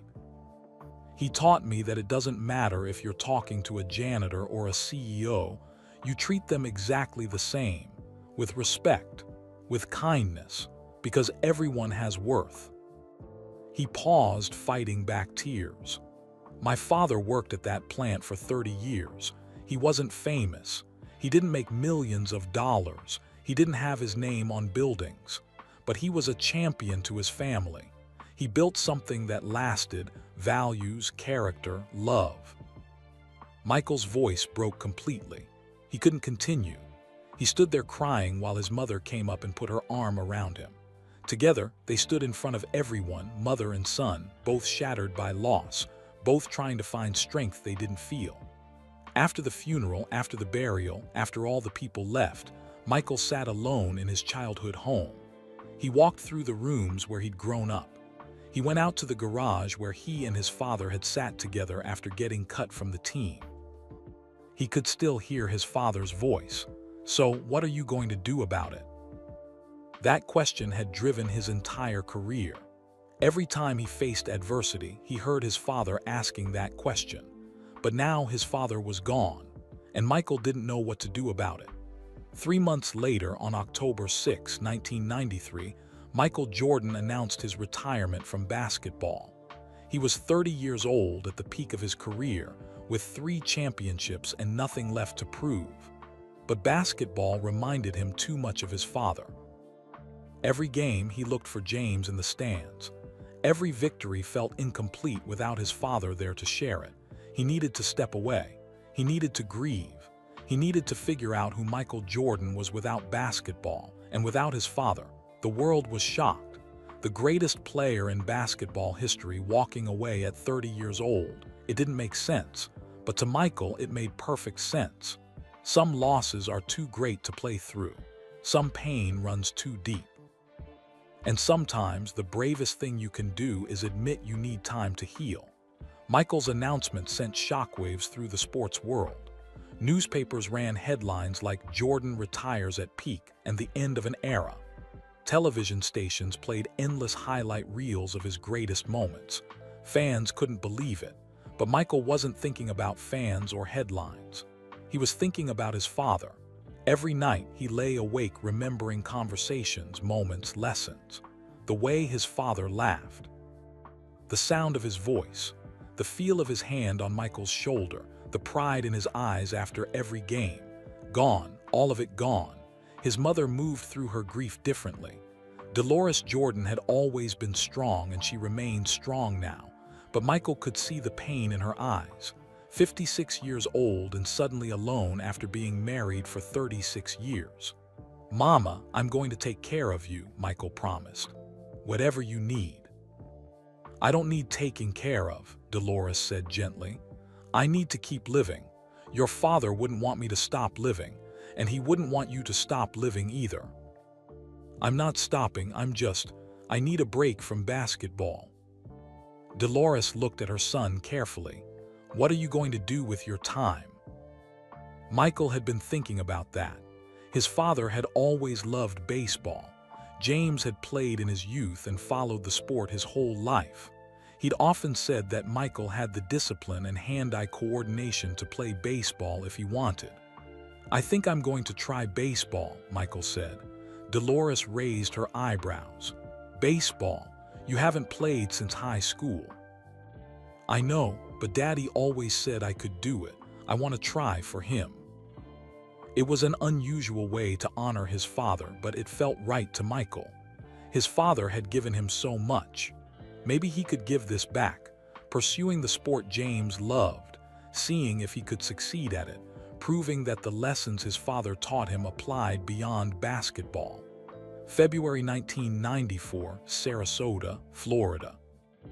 Michael stood in the outfield at the Chicago White Sox spring training facility, wearing a White Sox uniform with number 45 on the back. 45 had been his number in high school before switching to 23 at North Carolina. He felt nervous. He was 30 years old, and he hadn't played competitive baseball since he was 17. The other players were mostly in their early 20s, and they'd been playing baseball their entire lives. Jerry Reinsdorf, who owned both the Chicago Bulls and the Chicago White Sox, had agreed to give Michael a chance. He assigned Michael to the Birmingham Barons, a double-A minor league team in Alabama. The media called it a publicity stunt. Critics said Michael was taking a spot from a real baseball player. They said he was foolish to think he could succeed in a completely different sport. Michael didn't care what they said. He wasn't doing this for them. He was doing it for his father. Birmingham, Alabama, spring 1994. The Birmingham Barons played in Hoover Metropolitan Stadium, a small park that seated about 10,000 people. It was nothing like Chicago Stadium or the United Center, where Michael had played in front of 20,000 screaming fans. But Michael approached it with the same intensity he'd brought to basketball. He woke up at 5:30 every morning to work on his swing.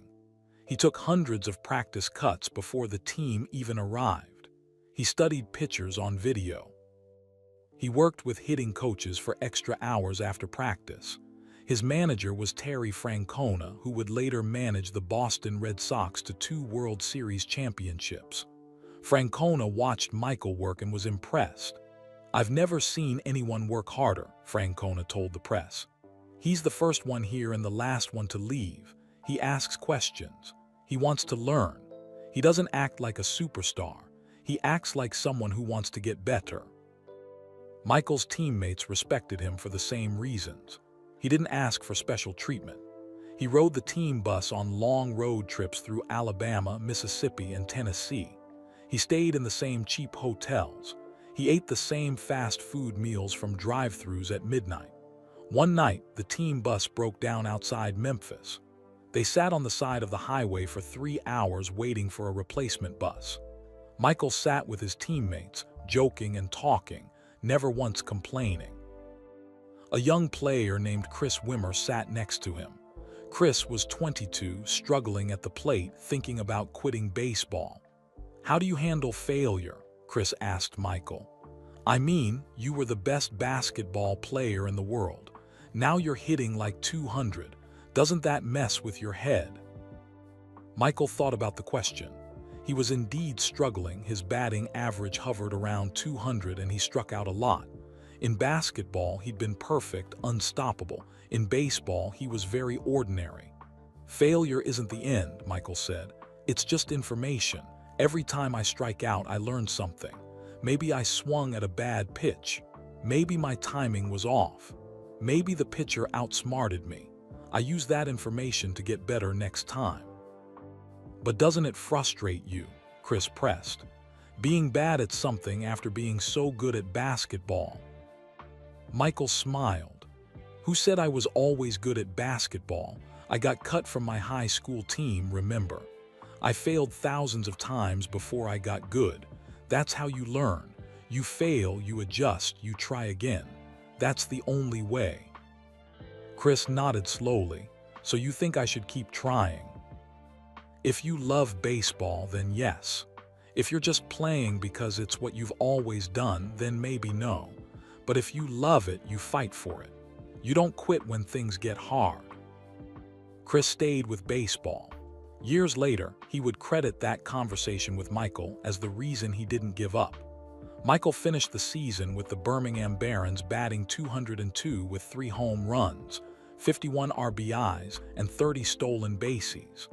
The stats weren't impressive, but scouts said he showed improvement as the season progressed. More importantly, Michael found something he'd been looking for: peace. Baseball didn't remind him of his father's death the way basketball did. It was new, challenging, frustrating. It required all his focus and energy. There was no room for grief when he was trying to hit a 90-mile-per-hour fastball. At night, alone in hotel rooms across the South, Michael felt his father's presence. Not in a supernatural way, but in his values, his lessons, his voice in Michael's head. Work harder than everyone else. Treat people right. Character matters more than success. Those lessons applied to baseball just like they'd applied to basketball, and they'd apply to whatever came next in Michael's life. Fall 1994. Michael returned to Chicago as the baseball season ended. He'd accomplished what he set out to do: honor his father by trying the sport James loved. He'd proven to himself that he could face a new challenge, accept failure, and keep working despite criticism. But he missed basketball. He missed the competition, the intensity, the feeling of being the best at something. Baseball was interesting, but it wasn't his passion the way basketball was. His mother visited him in Chicago. They sat in his living room, drinking coffee, talking about life. "You going back to basketball?" Dolores asked. "I don't know, Mama. Part of me wants to. Part of me thinks I should stay retired." "What does your heart tell you?" Michael was quiet for a long moment. "My heart says Daddy would want me to play. He loved watching me play. He wouldn't want me to stop because I'm sad." Dolores reached over and took her son's hand. "Your father is gone, baby. That's a fact we can't change, but you're still here. You're still alive. And life is for living, not for hiding from pain." "I'm not hiding." "Aren't you?" Dolores said gently. "You retired because basketball reminded you of your father, but everything reminds you of him. This house reminds you of him. He visited here.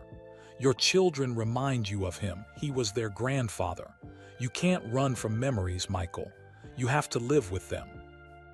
Michael felt tears building in his eyes. "I miss him, Mama." "I know you do. I miss him too, every single day. But he wouldn't want us to stop living. He'd want us to keep going, to keep growing, to keep becoming better versions of ourselves." She squeezed his hand. "If you want to play basketball again, play. If you want to play baseball, play baseball. If you want to open a restaurant or become a teacher or do anything else, do that. But do it because it's what you want, not because you're running from grief." Michael nodded. His mother was right. She was always right. March 18, 1995.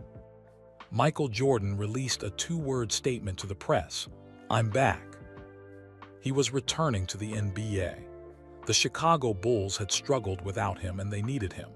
But more than that, Michael needed basketball. It was part of who he was, part of his identity, part of his purpose. He'd taken 17 months away.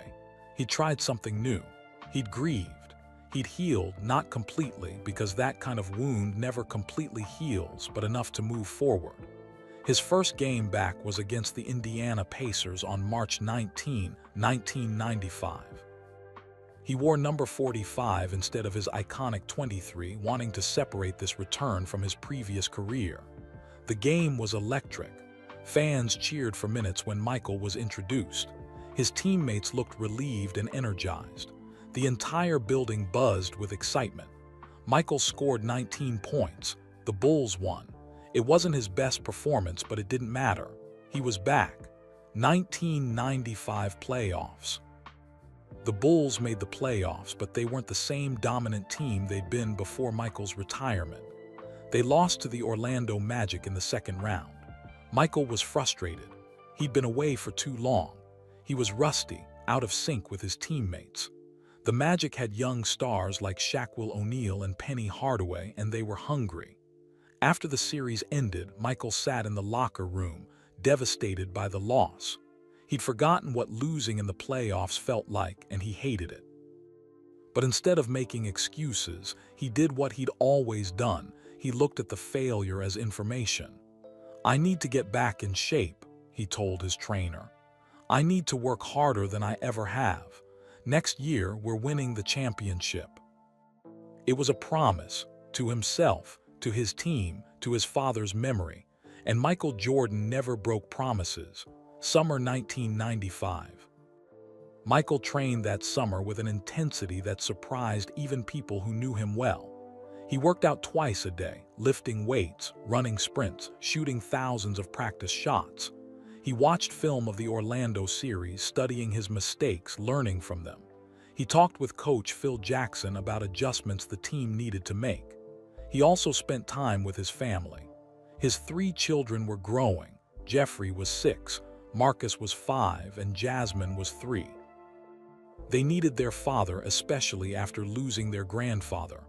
Michael played with them, read to them, took them to the park. He tried to be present, to give them what his father had given him: time, attention, love.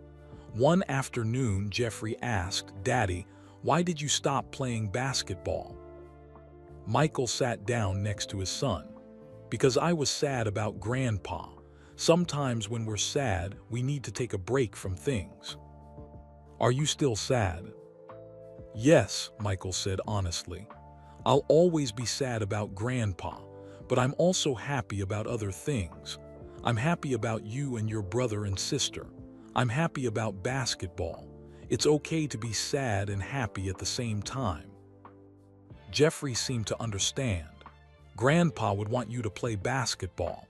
He always cheered really loud at your games." Michael smiled.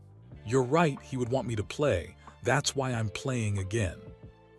"Are you going to win?" "I'm going to try my hardest. That's all I can promise." Jeffrey hugged him. "That's what Grandpa always said, try your hardest." Michael held his son, feeling grateful for this moment, for this child who reminded him so much of James Jordan, wise beyond his years, kind, thoughtful. The legacy continued, from James to Michael to Jeffrey. Values passed down through generations. Character built over time, that's what mattered most. Not championships, not fame, not money. Character, family, love. Those were the things his father had given him, and those were the things he would give his children. As Michael looked toward the upcoming season, he felt something he hadn't felt in a long time: hope. Not just hope that he'd win more championships, though he wanted that, but hope that he was honoring his father's memory the right way, hope that he was becoming the man his father had raised him to be. A man of integrity, a man of character, a man who treated people right and worked hard and never gave up. That was the legacy that mattered, and that was the promise he intended to keep. That was the legacy that mattered, and that was the promise he intended to keep. The 1995-96 NBA season began with something to prove. Michael Jordan was back, but questions remained. Was he still the best? Could he lead the Bulls to another championship? Or had his time away damaged something that couldn't be repaired? Michael answered those questions immediately.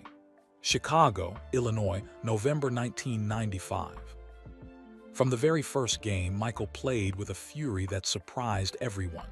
He wasn't just good, he was better than before, sharper, hungrier, more determined.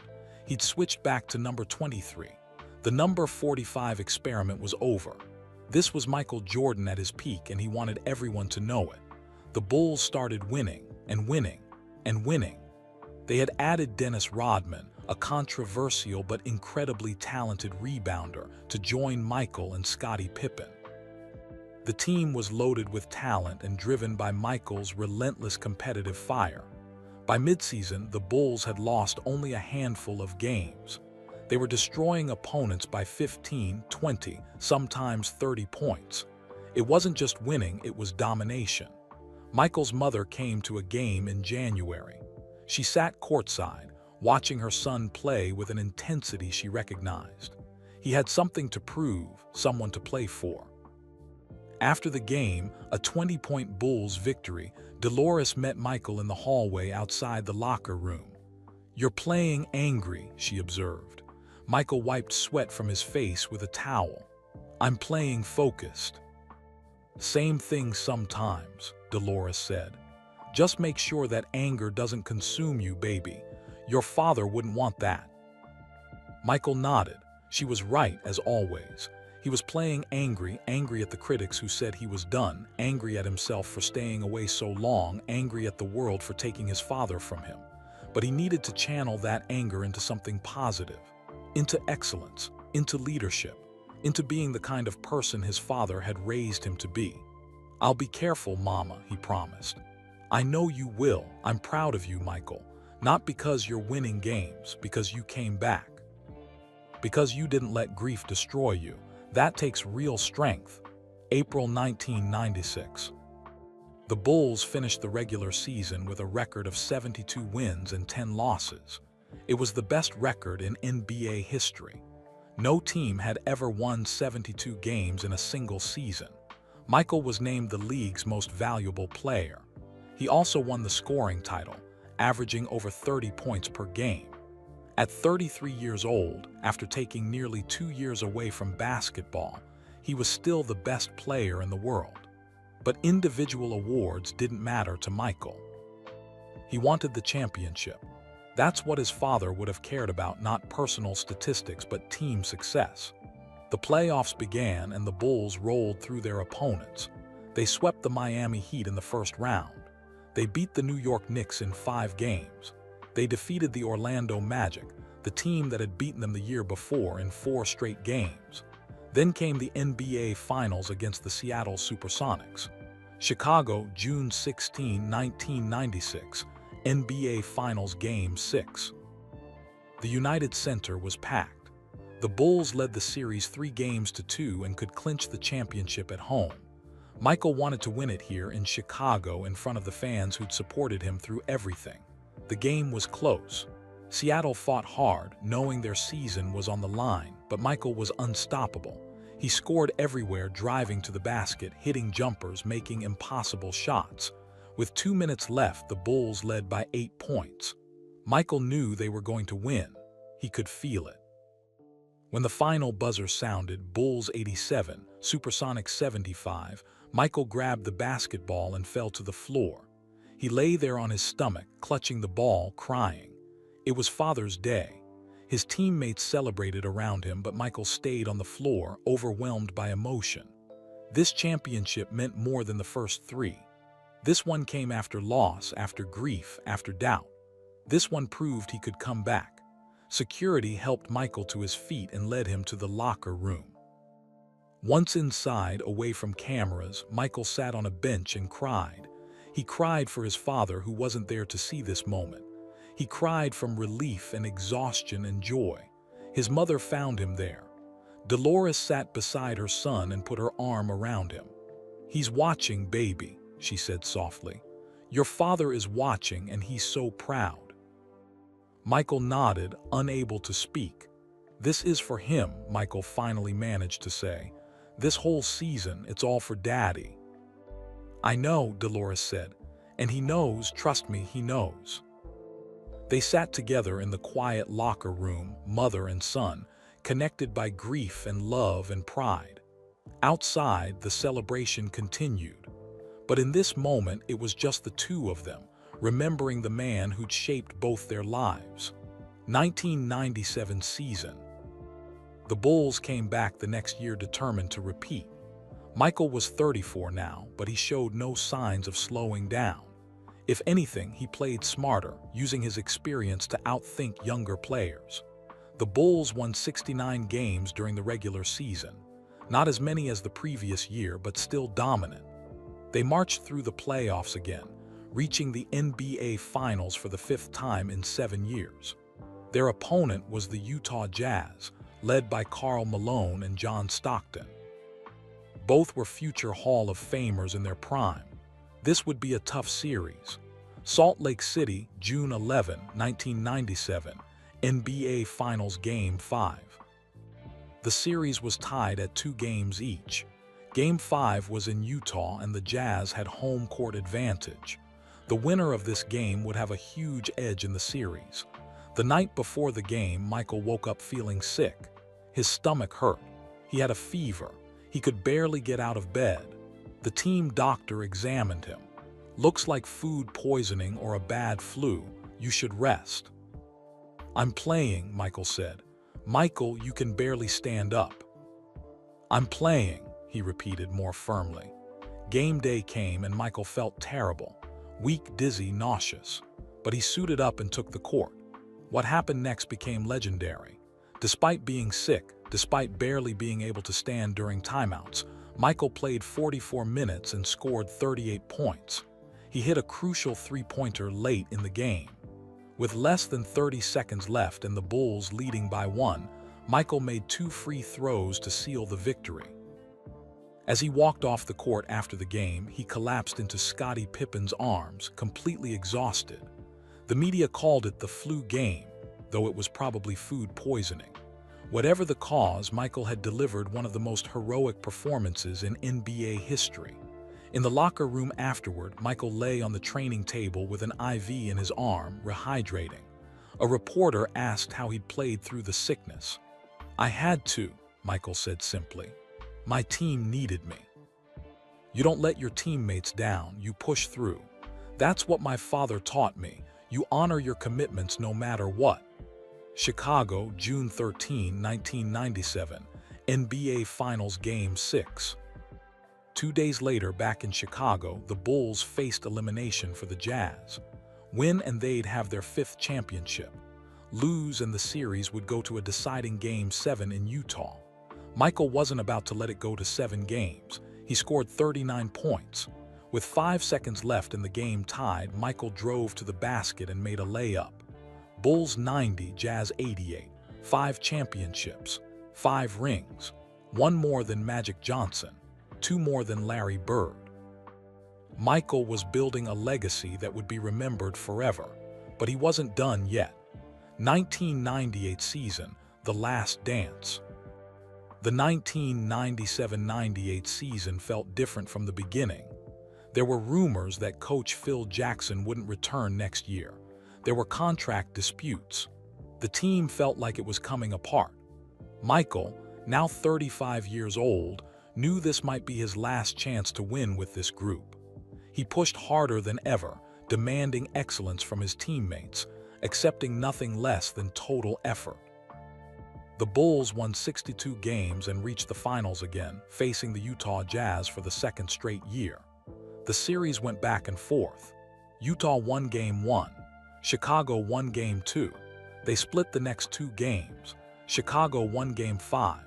Heading into Game 6 in Utah, the Bulls led the series 3 games to 2. 1 more win and they'd have a 6th championship. Salt Lake City, June 14, 1998, NBA Finals Game 6.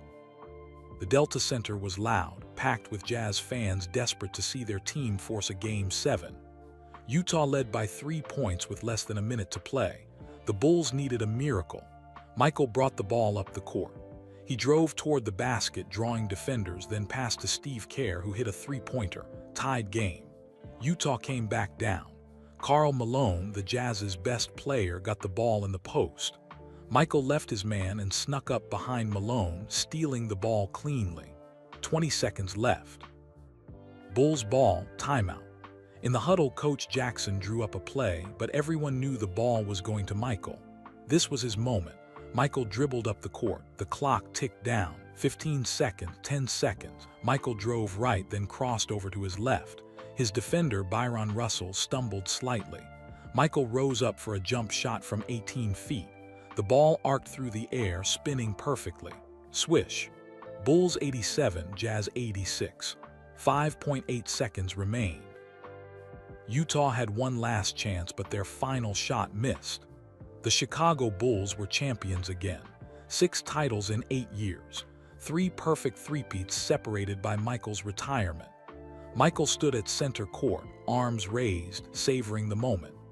At 35 years old, he delivered one of the most iconic shots in basketball history.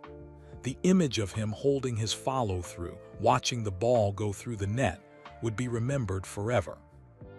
After the celebration, after the trophy presentation, after the interviews, Michael sat alone in the locker room. 6 championships, 6 finals MVP awards, 5 regular season MVPs, 10 scoring titles, 14 All-Star selections. The numbers were incredible. The legacy was secure. But Michael thought about his father. James had been gone for nearly 5 years now. 5 years of grief, growth, and championships. 5 years of trying to honor his father's memory through how he played and how he lived. "I hope I made you proud, Daddy," Michael whispered to the empty locker room. He believed he had. Not because of the championships, but because of how he'd handled himself. The work ethic, the respect he showed others, the way he lifted up his teammates, the grace he showed in victory and defeat. Those were the things his father cared about. Those were the things that mattered. January 13, 1999. Michael Jordan announced his retirement for the second time. He was 35 years old and had nothing left to prove. 6 championships, a perfect finals record, the greatest basketball player who'd ever lived. He wanted to spend time with his family, watch his children grow up, find purpose beyond basketball. The press conference was emotional.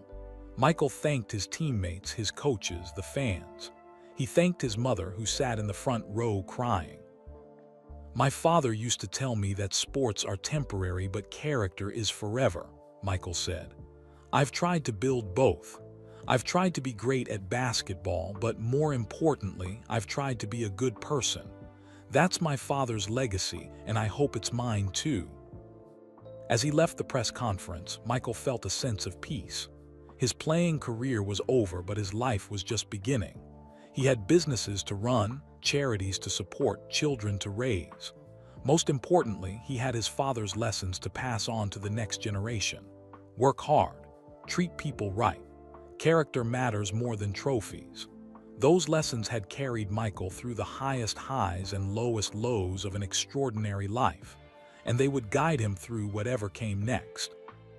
Because legacy isn't built in moments of glory. It's built in how you treat the hotel worker, the janitor, the person who serves you coffee. It's built in how you respond to failure, grief, and disappointment. It's built in the values you pass on to your children. Michael Jordan understood that now more than ever, and he was ready for the next chapter. Michael Jordan understood that now more than ever, and he was ready for the next chapter. But before moving forward, Michael often thought back to a moment that changed how he viewed his influence. A moment that showed him basketball was bigger than points and championships. A moment in Barcelona that opened his eyes to the true power of what he'd built. The flight to Charlotte continued smoothly. Michael looked out the window at the clouds below, thinking about Marcus Thompson and the 500 families waiting for him. He checked his watch, 11:15 a.m. The press conference started at 2 o'clock. He'd make it with time to spare. His phone buzzed with a message from his business manager. The Jordan Family Clinics served another 1,000 patients this month. We're making a real difference. Michael smiled. This was what mattered now. Not scoring titles or MVP awards, but the medical clinics in Wilmington providing health care to people who couldn't afford it. The scholarships sending kids to college. The community centers offering safe places for children to learn and play. His mind drifted back to Barcelona, to that summer of 1992 when everything changed. Barcelona, Spain, July 1992. The Olympic Village buzzed with athletes from around the world. Michael walked through the compound with his dream team teammates, Magic Johnson, Larry Bird, Charles Barkley. Everywhere they went, people stopped and stared. But this wasn't just about American basketball players. Athletes from every country wanted pictures, autographs, conversations. Basketball had become a global language, and the Dream Team spoke it fluently. One afternoon, Michael left the village to explore Barcelona. His security team worried, but Michael needed space. He needed to see the real city, not just the Olympic bubble. He walked through a neighborhood called El Raval, away from the tourist areas. The streets were narrow, the buildings old. Children played on a concrete court with rusty hoops and no nets. Michael stopped to watch. The kids were maybe 8 to 12 years old, speaking rapid Spanish he couldn't understand, but he understood basketball. They played with joy, with passion, with the same love he'd felt as a child.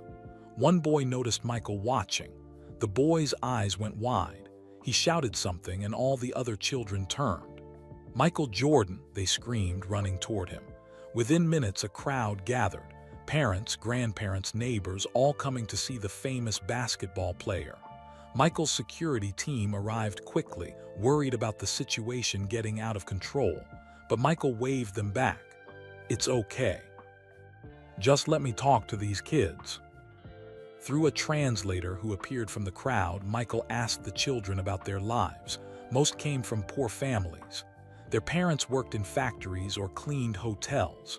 Money was tight. Opportunities were limited, but they had basketball. On this broken court with rusty hoops, they had dreams. One boy, about 10 years old, approached Michael shyly.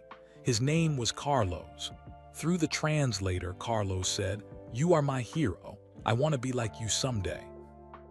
Michael knelt down to Carlos's level. "What do you love about basketball?" Carlos thought for a moment. "When I play, I forget about problems. When I play, I am free." Those words hit Michael deeply. Basketball wasn't just a sport. It was freedom, hope, escape.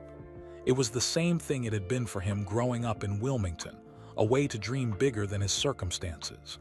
Michael took off his official USA basketball warm-up jacket.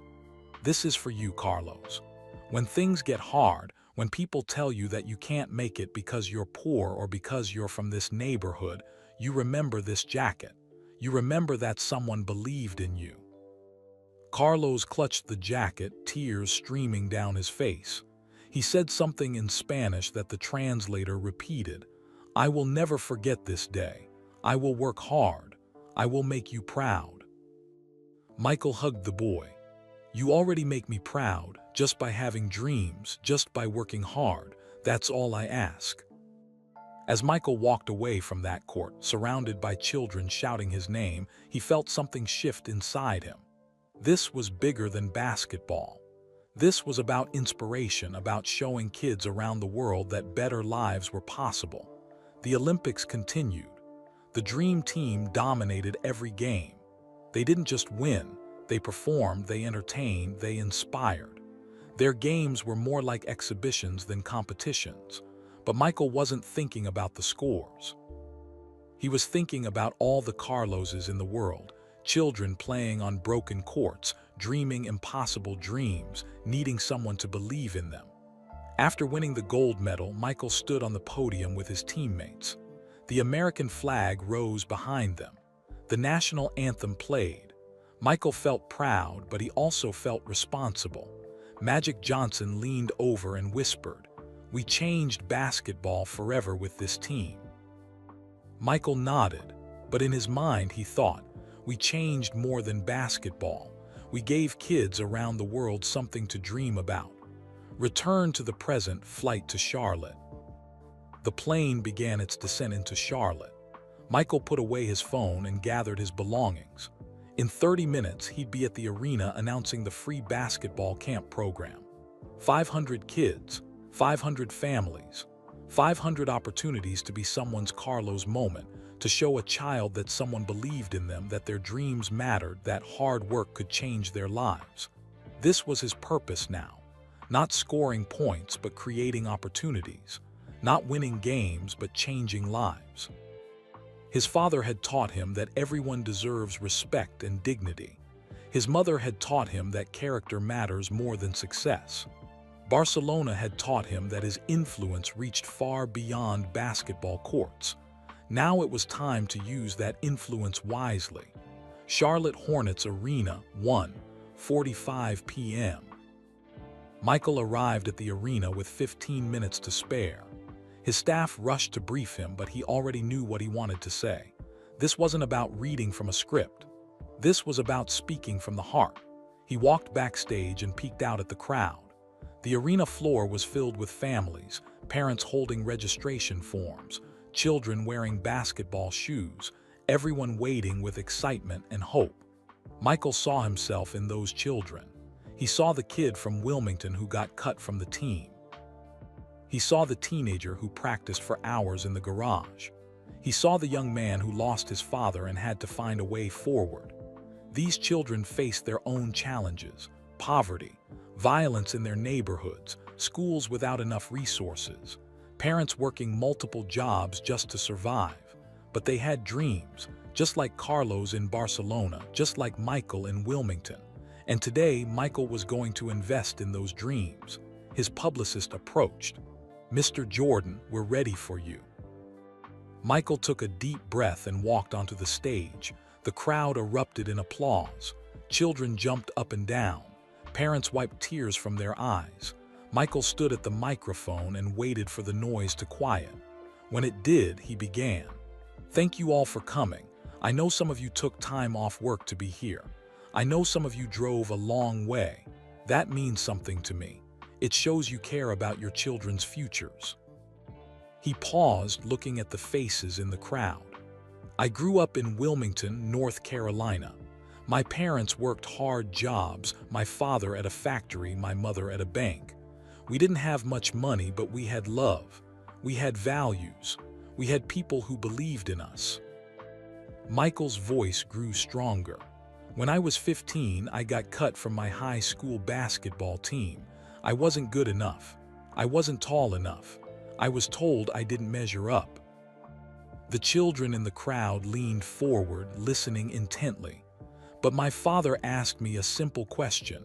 What are you going to do about it?" That question changed my life. I could quit or I could work harder. I chose to work harder. Michael smiled.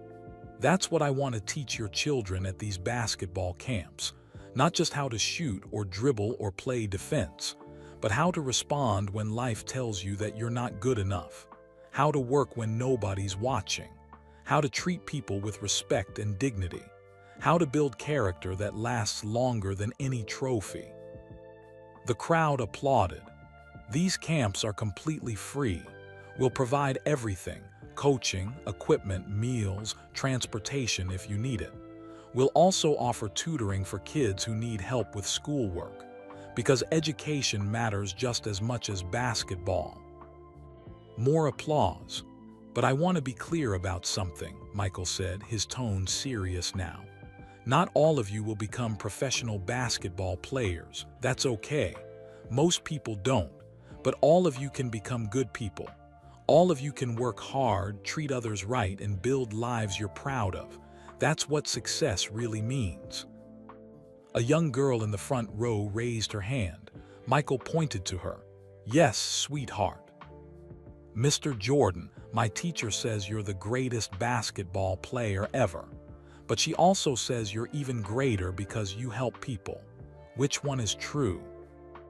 The question hung in the air. Michael remembered asking himself the same thing many times over the years. "I hope your teacher is right," Michael said carefully. "Basketball was my job. It's what I did for a living. But helping people, that's my purpose. That's why I'm here. And purpose always matters more than a job." The crowd stood and applauded. Some people cried. Michael saw a woman in the third row wipe tears from her eyes while hugging her son. This was why he'd come back to Chicago this morning despite the airport incident. This was why he'd insisted on making this flight.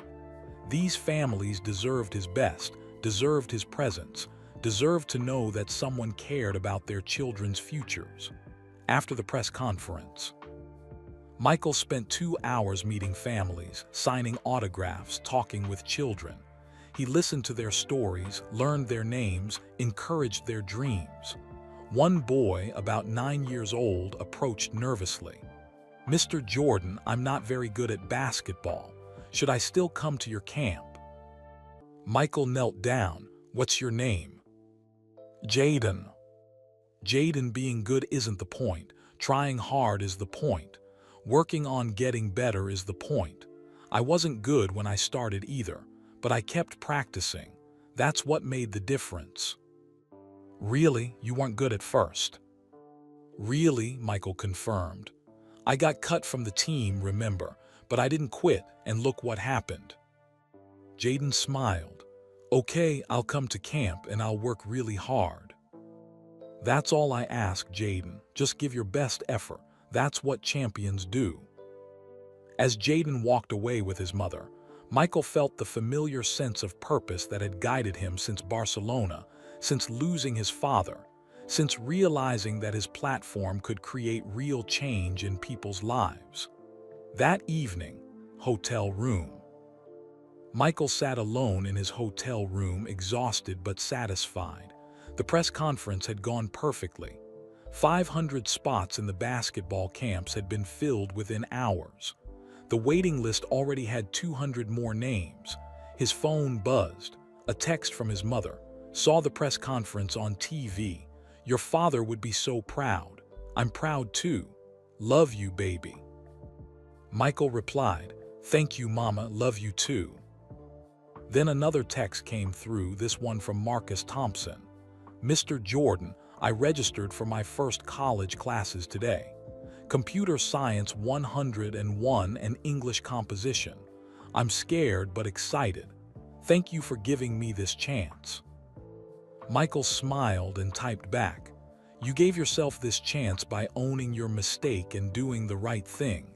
I just helped open the door. You have to walk through it. Work hard, Marcus. Make yourself proud." He set down his phone and looked out the window at the Charlotte skyline. Lights twinkled in the darkness. Somewhere in this city, 500 children were going to bed excited about basketball camp. Somewhere, Marcus Thompson was preparing for his first college classes. Somewhere, families were finding hope. This was legacy. This was purpose. Not the 6 championship rings sitting in a display case. Not the scoring records or MVP awards or Hall of Fame plaques. But the lives touched, the opportunities created, the hope restored. His father had been right all along. Character matters more than trophies. And Michael Jordan was finally understanding what that truly meant. The next morning, Michael woke early in his Charlotte hotel room. Sunlight streamed through the windows. He'd slept well for the first time in days, the kind of deep, peaceful sleep that comes after doing something meaningful. His phone showed dozens of messages. News outlets wanted interviews about the basketball camp announcement. Business partners needed decisions on various ventures. His assistant reminded him about the FBI interview scheduled for this afternoon about the airport incident. But first, Michael wanted to do something personal. He got dressed in casual clothes, jeans, and a simple shirt, and told his driver to take him to Wilmington. It was only 2 hours away, and he needed to visit home. Wilmington, North Carolina, 9:30 a.m. The car pulled up to Oakdale Cemetery, where James Jordan was buried. Michael came here several times a year, always alone, always needing the quiet connection with his father. He walked across the grass to the familiar headstone. Fresh flowers sat in a vase. His mother came every week to leave them. Michael sat down on the ground beside the grave. He didn't feel silly talking to his father here. It helped him think, helped him process things. "Hey, Daddy," he said quietly. "I had an interesting day yesterday. Got denied entry to an airport lounge because someone stole my account information. Can you believe that?" He smiled, imagining what his father would have said. Probably something about how problems happen to everyone, rich or poor, famous or unknown. Probably a reminder to handle it with grace. But something good came from it, Michael continued. There was this kid, Marcus, who accidentally caused the problem. He was terrified, thought his life was over. I helped him instead of punishing him, set him up with a scholarship. You would have liked that, I think." A breeze rustled the leaves of nearby trees. "I've been thinking a lot about what you taught me, about treating people right, about character mattering more than success. I'm trying, Daddy. I'm really trying to live that way." Michael picked at the grass absently. "I announced the free basketball camps yesterday. 500 kids. I wish you could have been there. You would have loved seeing all those families, all that hope. That's what you always cared about, giving people chances, treating everyone with dignity." He sat quietly for several minutes, just being present in this place, feeling connected to the man who'd shaped everything good about him. "I miss you every day," Michael finally said. "But I think I'm finally understanding what you were trying to teach me all along. It's not about the fame or the money or the championships. It's about how you treat people when nobody's watching. It's about using whatever platform you have to lift others up." Michael stood and brushed grass from his jeans. He touched the headstone gently. "I love you, Daddy. I'm going to keep making you proud." Dolores Jordan's house, 11:00 a.m. Michael's mother still lived in Wilmington in a nice house Michael had bought for her years ago. She could have moved anywhere, but she loved this town, loved the community, loved being close to friends and family. Dolores answered the door with a huge smile. "Michael, I didn't know you were coming by." "Surprise visit, Mama." He hugged her tight. They sat in the kitchen drinking sweet tea like they'd done 1,000 times before. Dolores had aged gracefully. She was 82 now, but still sharp, still active, still volunteering at the medical clinic that bore her name. "I saw the press conference yesterday," Dolores said. "You did good, baby, real good." "Thanks, Mama, it felt right." "Your father would have been so proud. He always said the measure of a man isn't what he achieves for himself, but what he does for others." Michael nodded. "I think about that a lot, about how he and you worked so hard just to give us opportunities. Now I'm trying to do the same for other kids." Dolores reached across the table and took her son's hand. "You know what I'm proudest of?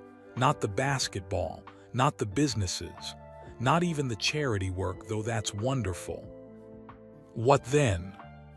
"How you handled yourself at that airport yesterday. You could have made a scene. You could have embarrassed that young girl at the desk. You could have used your power to make people feel small, but you didn't. You stayed calm. You showed grace. That's character, Michael." "How did you know about that?" Dolores laughed. "Baby, it's all over the news, videos everywhere. People are calling you a hero for how you handled it." Michael shook his head. "I'm not a hero. I just did what you and Daddy taught me." "Exactly," Dolores said. "You treated people with dignity. You followed the rules even when they inconvenienced you. You helped that young man who made a mistake. That's what your father would have done. That's what good people do." They talked for another hour about family, about Michael's children, about the medical clinic and how many people it was helping. Dolores told stories about James, keeping his memory alive through words. Finally, Michael checked his watch. "Mama, I need to get back to Charlotte. I have that FBI interview about the identity theft case. You call me after and let me know you're okay." "I will." Michael hugged his mother goodbye. "I love you, Mama." "I love you too, baby. Keep being the man your father raised you to be." Charlotte, 2:00 p.m. FBI interview. Michael sat in a conference room at the Charlotte field office with 2 FBI agents. They were professional and courteous, asking detailed questions about his airline account, his security procedures, his knowledge of the fraudulent bookings. "Mr. Jordan, we want to be clear that you're not under investigation," Agent Williams said. "You're a victim here, but your cooperation helps us build the case against the people who actually committed these crimes." "I understand. I want to help however I can." They talked for 90 minutes, going through everything. Michael provided access to his devices, his accounts, his security team's records. He explained about Marcus Thompson's accidental social media post and how he'd chosen to help the young man rather than press charges. Agent Chen, the other investigator, looked up from her notes. "That was generous of you, Mr. Jordan. Most people in your position would have been furious." Michael shrugged. The kid made an honest mistake. Punishing him wouldn't have helped anyone. Teaching him and giving him opportunities seemed like the better choice. "It's that attitude that makes you different," Agent Chen said. "We see a lot of wealthy people in our work. Most are more concerned about their inconvenience than about what's right. You seem to care more about doing right than protecting your image. My father taught me that your reputation is what people think you are. Your character is what you actually are. I try to focus on character." The agents finished their questions and thanked Michael for his cooperation. "We'll keep you updated on the case. The people who used your account are part of a larger identity theft ring. Your information is helping us shut them down." "Good. I hope this helps protect other people from going through the same thing." That evening, driving back to Chicago, Michael decided to drive rather than fly back to Chicago. He needed time to think, to process everything that had happened over the past 2 days. As the miles rolled by, he thought about the journey his life had taken. From that small house in Wilmington to global fame. From being cut from the high school team to winning 6 championships. From devastating loss to finding new purpose. Every step had taught him something. Every challenge had shaped him. Every person he met had left an impression. He thought about Rebecca Chen, the nervous young desk agent who'd just been doing her job. About Patricia Whitmore, the supervisor who'd handled a difficult situation professionally. About Marcus Thompson, the terrified teenager who'd found the courage to own his mistake. Each of them was trying their best, working hard, dealing with their own struggles. Just like Michael had been at their ages. Just like everyone was in their own ways. His phone rang. It was his business manager. "Michael, I've got news about the scholarship program. After the press conference yesterday, we received donations from several companies wanting to sponsor more kids. We can now offer 75 full scholarships instead of 50. Michael smiled. "That's wonderful. Let's make sure we give them to kids who really need them. Kids like Marcus Thompson, smart, hardworking, just needing an opportunity." "Will do. Also, the medical clinics want to expand. They've got funding to open 2 more locations in underserved areas." "Perfect. My father always said healthcare should be a right, not a privilege. Let's make that happen for as many people as we can." After hanging up, Michael felt a deep sense of satisfaction. This was what wealth and influence should be used for: creating opportunities, solving problems, helping people who needed help. Not to feel superior, not to gain more fame, but because it was right. Because it was what his parents had taught him. Because everyone deserves dignity and a fair chance at a good life. Approaching Chicago, 8:00 p.m. As the Chicago skyline came into view, Michael thought about what came next. He was 60 years old now. His playing days were long behind him. His children were grown, building their own lives. But his work wasn't finished. There were still kids who needed basketball camps. Still families who needed health care. Still young people like Marcus who needed scholarships and second chances. There were still people who needed to see that success doesn't have to change who you are, that fame doesn't have to make you forget where you came from, that treating people with respect and dignity should never go out of style. His father had shown him how to do that. His mother continued to show him. Now it was his turn to show others. Not through speeches or press conferences, though those had their place, but through actions. Through how he treated the hotel worker and the janitor. Through how he responded when things went wrong. Through how he used his resources to create opportunities for others. That was the legacy that mattered. That was what people would remember long after the championship banners faded and the statues crumbled. Michael Jordan, the man who treated people right, who worked hard, who never forgot where he came from, who used his success to lift others up. That was worth more than all 6 championship rings combined.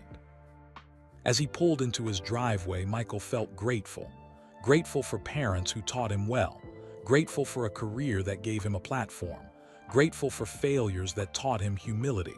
Grateful for losses that taught him compassion. Grateful for opportunities to make a difference. He walked into his house and immediately called his mother just like he'd promised. "I'm home safe, Mama. The FBI interview went fine. Everything's good." "I'm glad, baby. Get some rest. You've had a long couple of days." "I will, Mama." "Yes. Thank you for everything you and Daddy taught me. I'm trying to live it out every day." Dolores's voice was warm. "I know you are, Michael. I see it. Your father sees it too, wherever he is. Keep going, baby. Keep being the man we raised you to be." "Always, Mama, always." Michael hung up and sat in his quiet house, reflecting on a simple truth his father had taught him long ago. Success is measured not by what you accomplish for yourself, but by what you do for others. And by that measure, Michael Jordan was just getting started. The weeks following the airport incident brought unexpected attention.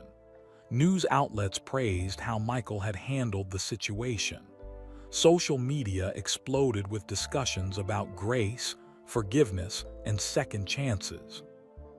Marcus Thompson's story, though Michael never publicly revealed his name, inspired conversations about judging people by their character rather than their mistakes. But Michael stayed focused on what mattered, building something that would last beyond his lifetime. Charlotte, North Carolina, October 2010. Michael Jordan stood in front of the Charlotte Bobcats practice facility, surrounded by reporters and cameras. Today was historic. He was about to become the first former NBA player to become majority owner of an NBA team. Robert Johnson, the team's previous owner, stood beside him. They shook hands as cameras flashed. Michael now owned the team that would soon return to its original name, the Charlotte Hornets. "Why did you want to own a team?" a reporter asked. Michael thought carefully before answering. "Basketball gave me everything. Now I want to give back to the sport and to this community. North Carolina is my home. I grew up here. I want to bring success back to Charlotte, both on the court and in the community." Another reporter pressed, "Are you concerned about the business challenges? Owning a team is very different from playing." "Everything I've done in life, people said I couldn't do it," Michael replied. "They said I was too short for basketball. They said I couldn't win championships. They said I couldn't play baseball. I've always believed that hard work and commitment can overcome any challenge." What Michael didn't mention was the deeper reason. His father had always taught him that ownership meant responsibility.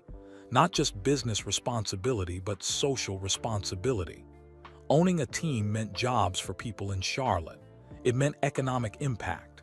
It meant being a leader in the community. This was about more than basketball. This was about legacy. Over the next few years, Michael worked tirelessly to build the Hornets into a competitive team and a community asset. He hired good people, invested in the organization, and stayed involved in daily operations. But he also expanded his philanthropic work, using the team as a platform for positive change. Wilmington, North Carolina, August 2017.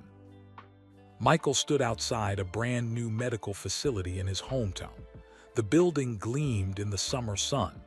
A sign above the entrance read, "James R. Jordan SR, Family Medical Clinic."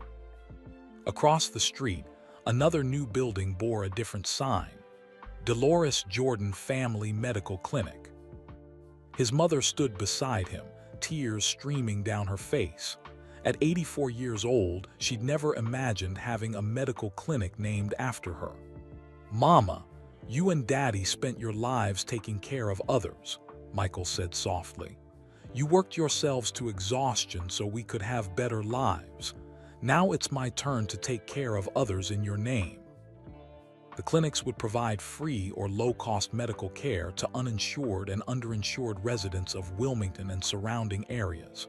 They'd offer family medicine, dental care, mental health services, and health education. Michael had donated $7 million to make it happen. During the dedication ceremony, he spoke to the gathered crowd. "My parents taught me that everyone deserves dignity and respect. That includes health care. Nobody should have to choose between buying medicine and buying food. Nobody should avoid the doctor because they can't afford it." He pointed to the clinic bearing his father's name. "My father worked in a factory for 30 years. He understood what it meant to work hard and still struggle. These clinics are for people like him, hardworking folks who just need a little help." An elderly woman in the crowd raised her hand. Michael nodded to her. "Mr. Jordan, I knew your parents. Your mama helped me at the bank many times when I needed it. Your daddy was always kind to everyone. They'd be so proud of what you're doing." Michael's voice caught. "Thank you, ma'am. I hope so. I really hope so. 2020, a year of crisis." When the world shut down due to the pandemic, Michael didn't retreat. He stepped forward. He donated $100 million over 10 years to organizations fighting for racial equality and social justice. The donation came after George Floyd's murder sparked nationwide protests and conversations about systemic racism. Michael released a statement. "I see and feel everyone's pain, outrage, and frustration. I stand with those calling for peace, love, and justice. Black lives matter." This isn't a controversial statement. It's simply a statement of our humanity. The donation would support organizations working on education reform, criminal justice reform, and economic opportunity in Black communities. Critics said he should have spoken out sooner, louder, more often during his playing career. Michael acknowledged that. "I was focused on basketball then. Maybe too focused, but I'm speaking now. I'm acting now. That's what matters." His mother called him after the announcement. "Michael, your father would be proud. He always believed in standing up for what's right, even when it's uncomfortable." "I learned from you both, Mama. Better late than never, right?" "That's right, baby. Better late than never." Charlotte Hornets Arena, March 2023, present day. 2 weeks after the airport incident, Michael sat in his office overlooking the basketball court. The team was practicing below. He could hear sneakers squeaking on hardwood, coaches shouting instructions, players calling out plays. It was the sound of basketball, the sound that had defined his life. But now it meant something different. Not personal glory, but community investment. Not individual achievement, but collective opportunity. His assistant knocked on the door. "Mr. Jordan, Marcus Thompson is here. He asked if he could speak with you." Michael looked up, surprised.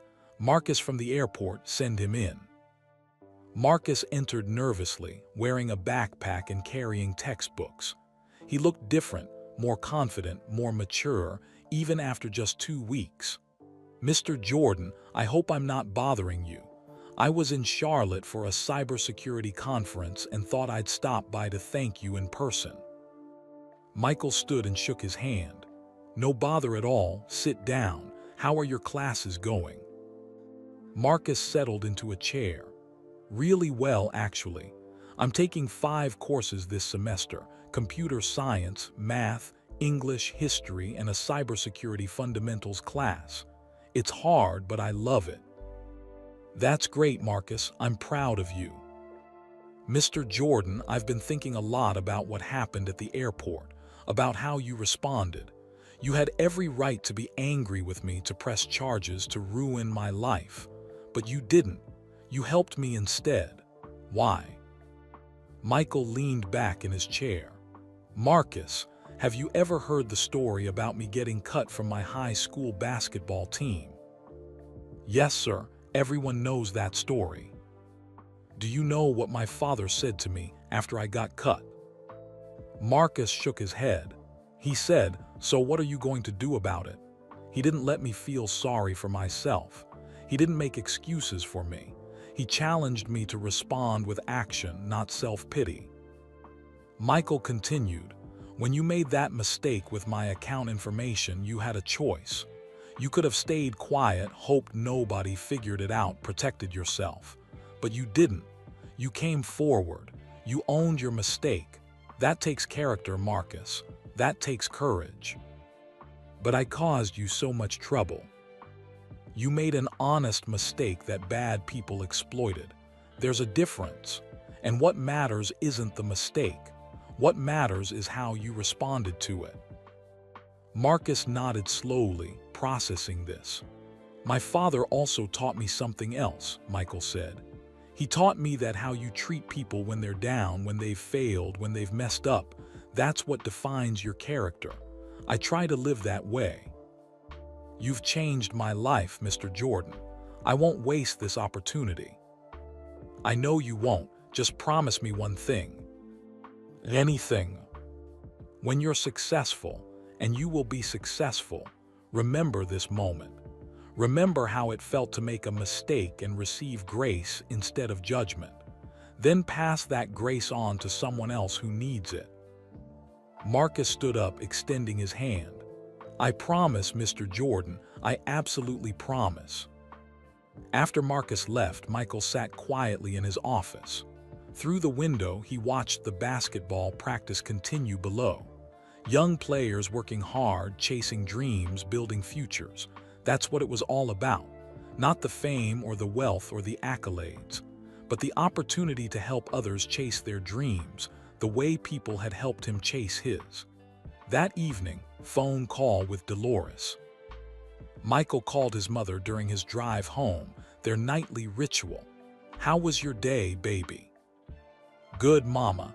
Marcus Thompson came by, the kid from the airport. He's doing great in college.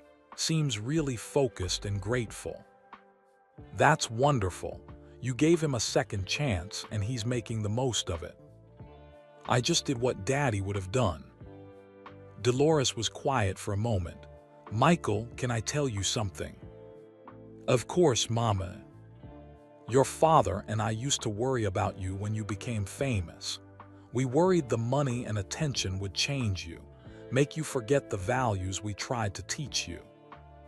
Michael felt his chest tighten. Did I forget?" "No, baby, that's what I'm trying to say. You didn't forget. You remembered. You treat people with kindness. You use your success to help others. You own your mistakes and you forgive other people's mistakes. That's who we raised you to be, and that's who you still are." "Thank you, Mama. That means more to me than any championship ever did." "I know it does. And that's why I'm proud of you. Not because you were a great basketball player, because you're a great human being." After they said goodbye, Michael sat in his driveway for a few minutes, not ready to go inside yet. He thought about his father, gone now for 30 years. 3 decades of living without the man who'd shaped everything good about him. But James Jordan's lessons lived on, in how Michael treated people, in the clinics bearing his parents' names, in the scholarships helping kids like Marcus, in the basketball camps giving 500 children hope. That was immortality. Not living forever yourself, but creating something that outlives you. Values that pass from generation to generation. Kindness that ripples outward, touching lives you'll never meet, creating change you'll never see. His father had created that through Michael. Now Michael was creating it through others.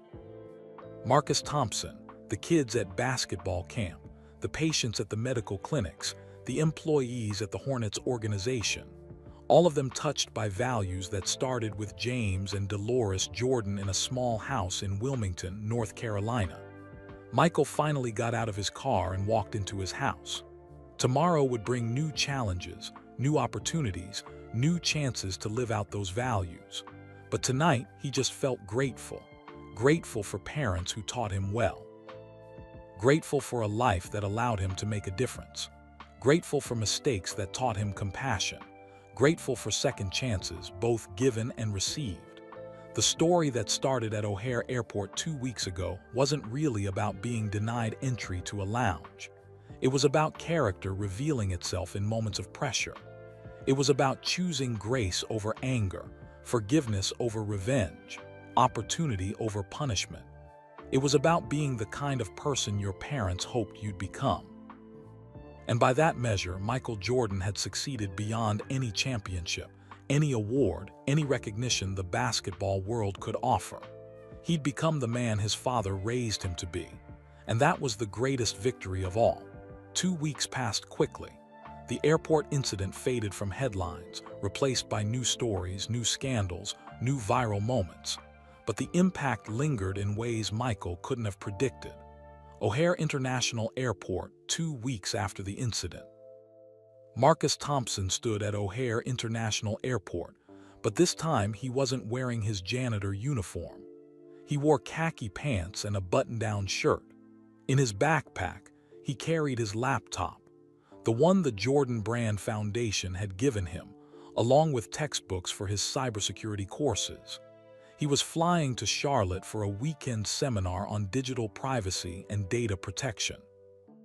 Michael Jordan had arranged for him to attend, knowing it would help Marcus understand exactly why his social media mistake had been so dangerous. As Marcus walked through Terminal 1, he passed the United Polaris Lounge where everything had happened. He stopped and looked at the entrance, remembering that terrifying morning when he'd confessed his mistake. Marcus. He turned. Rebecca Chen stood there in her United Airlines uniform, just starting her shift. Rebecca, hi. They'd exchanged messages a few times since the incident, both of them processing what had happened in their own ways.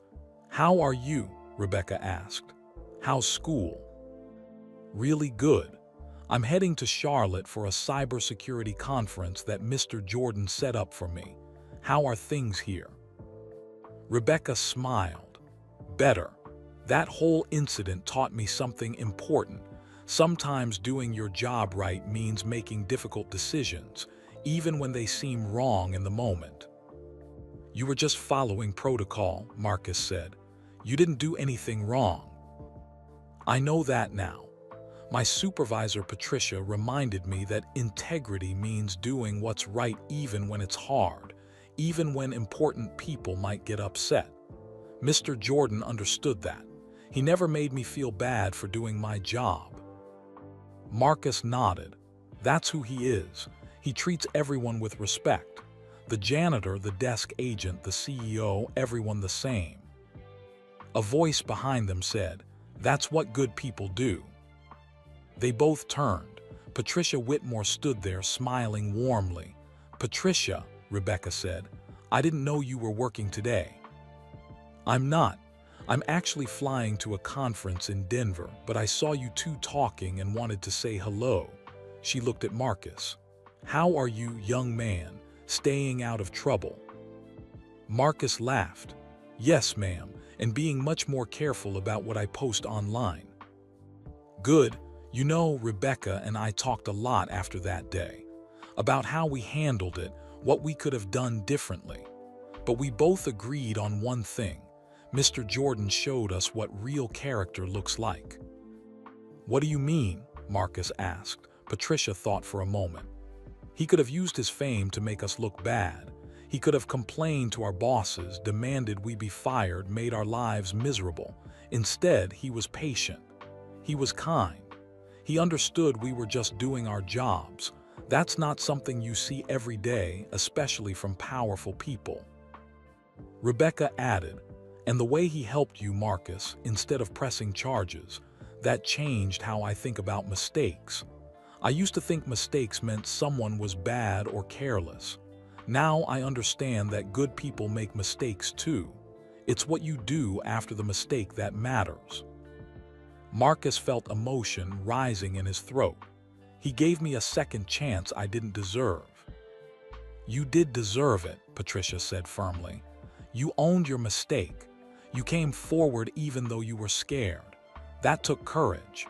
Mr. Jordan saw that courage and chose to reward it rather than punish the mistake. She checked her watch. I need to get to my gate, but Marcus, make the most of this opportunity. And someday, when you're successful, give someone else a second chance.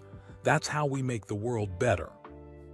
Marcus watched Patricia walk away, her words echoing in his mind. Charlotte, North Carolina, same day, 3:00 p.m. Michael sat in a meeting with his Hornet staff, discussing community outreach programs.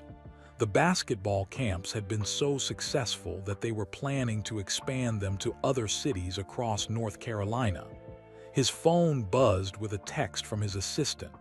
Marcus Thompson just landed. He wanted you to know he arrived safely. Michael smiled and typed back, "Tell him good luck at the conference." Across the table, the Hornets Community Relations Director presented statistics on the impact of their programs. The basketball camps served 500 kids this summer. Of those, 93% reported improved grades in school. 87% said they felt more confident about their futures. And we had 42 parents tell us the program kept their kids safe and engaged during critical after-school hours. Michael listened carefully. These weren't just numbers, they were lives. Children who might have fallen through the cracks but instead found support, structure, and hope. "What about funding for next year?" Michael asked. "We have commitments from several sponsors. We can expand to serve 750 kids if we want to." "Let's do it," Michael said immediately. "And let's add a mentorship component. Pair each kid with a successful adult from the community. Doesn't have to be someone famous, just someone who's made something of themselves and can show these kids what's possible." The staff took notes, energized by Michael's vision. After the meeting, Michael's business manager pulled him aside. "Michael, you're spending millions on these programs. The team isn't profitable yet. Are you sure about all this community investment?" Michael looked at him steadily. "Winning championships is great. Making money is important.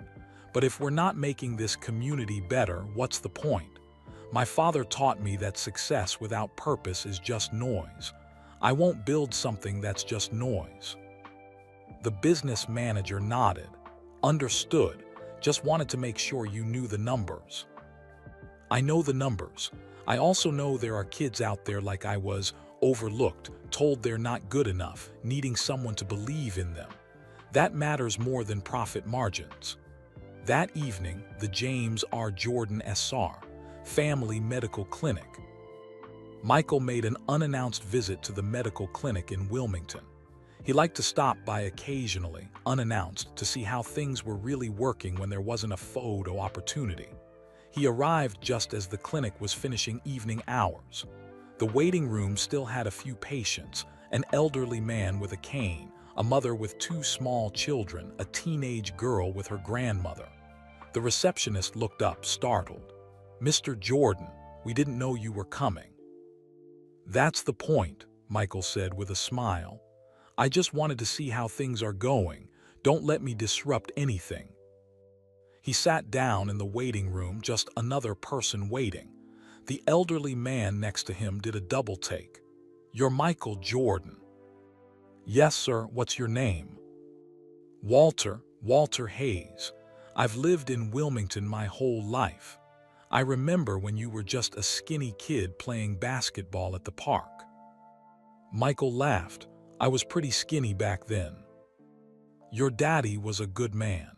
James Jordan, we worked together at the plant for a few years. He always treated everyone fair, always had time to help somebody out." Michael felt warmth spread through his chest. "Thank you for telling me that, Mr. Hayes. It means a lot." "This clinic here," Walter gestured around the room, "it's a blessing. I got diabetes, heart problems, high blood pressure. Can't afford all the medicines I need. This place helps me, helps a lot of folks. That's why we built it. My father believed everyone deserves dignity and health care. Walter nodded. He surely did, and you're living out what he taught you. That's a good son right there. A nurse called Walter's name. He stood slowly, leaning on his cane. Mr. Jordan, your daddy would be mighty proud of you, not because you were famous, because you didn't forget where you came from. After Walter left, Michael sat quietly, watching the clinic operate. Nurses moved efficiently between rooms. Doctors spent time with each patient, never rushing. The staff treated everyone with kindness and respect, regardless of their ability to pay. This was his father's legacy made real. James Jordan, who'd worked in a factory for 30 years, now had a medical clinic bearing his name, serving thousands of people who needed help. Dr. Sarah Martinez, the clinic director, found Michael in the waiting room. "Mr. Jordan, I didn't know you were here. Is everything okay?" "Everything's perfect," Michael said. "I just wanted to see it with my own eyes. How many patients did you serve today?" 47. We're seeing about 15,000 patients a year now between both clinics. That's incredible. We couldn't do it without your support. But Michael, can I tell you something? Of course. The patients here, they don't just appreciate the medical care.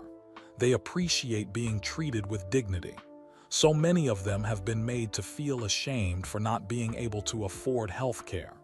Here, we treat them like they matter. That's what your father would have wanted, and that's what you've created. Michael felt his eyes water. Thank you, Dr. Martinez. Thank you for making this real. Late evening, Michael's childhood home.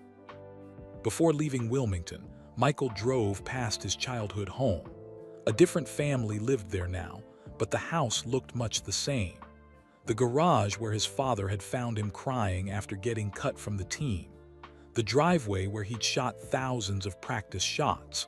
The porch where his mother had sat after long days of work. So many memories in this simple house. Michael thought about the journey from here to where he was now. From being told he wasn't good enough to becoming the greatest basketball player ever. From devastating loss to finding new purpose. From championships to clinics. His phone rang. His mother. "Mama, I was just thinking about you." "I felt it," Dolores said. "Are you in Wilmington?" "How did you know?" Mother's intuition. You visit when you need to reconnect with your roots. Where are you? Parked outside the old house. Dolores was quiet for a moment. That house holds a lot of love, doesn't it? It does, Mama. Everything good about me started in that house. Everything Daddy and you taught me. Your father used to sit on that porch and talk about his dreams for you children. He didn't dream about you being famous or rich. He dreamed about you being good people, people of character, people who would make the world a little better. I'm trying, Mama. I know you are, baby, and you're succeeding, not because of the basketball or the money, because of how you treat people, how you help people, how you live out the values we taught you. Michael looked at the house, imagining his father sitting on that porch, dreaming about his children's futures. I miss him, Mama, even after all these years. I miss him too, every single day. But he lives on, Michael. In you, in your brothers and sisters, in your children, in the clinics and the scholarships and the basketball camps, in every person you treat with kindness and respect. That's immortality, baby. That's real legacy. After hanging up, Michael sat for a few more minutes, letting the memories wash over him. The joy, the pain, the lessons, the love. Then he drove back to Charlotte, carrying his father's legacy forward, one day at a time, one person at a time, one act of kindness at a time. Because that's what good sons do. They honor their fathers by becoming the men their fathers hoped they'd be. And Michael Jordan was doing exactly that. The morning sun broke over Charlotte as Michael prepared for another day. It had been exactly 1 month since the airport incident. 1 month that had quietly changed several lives in ways no one could have predicted. His assistant called with the day's schedule.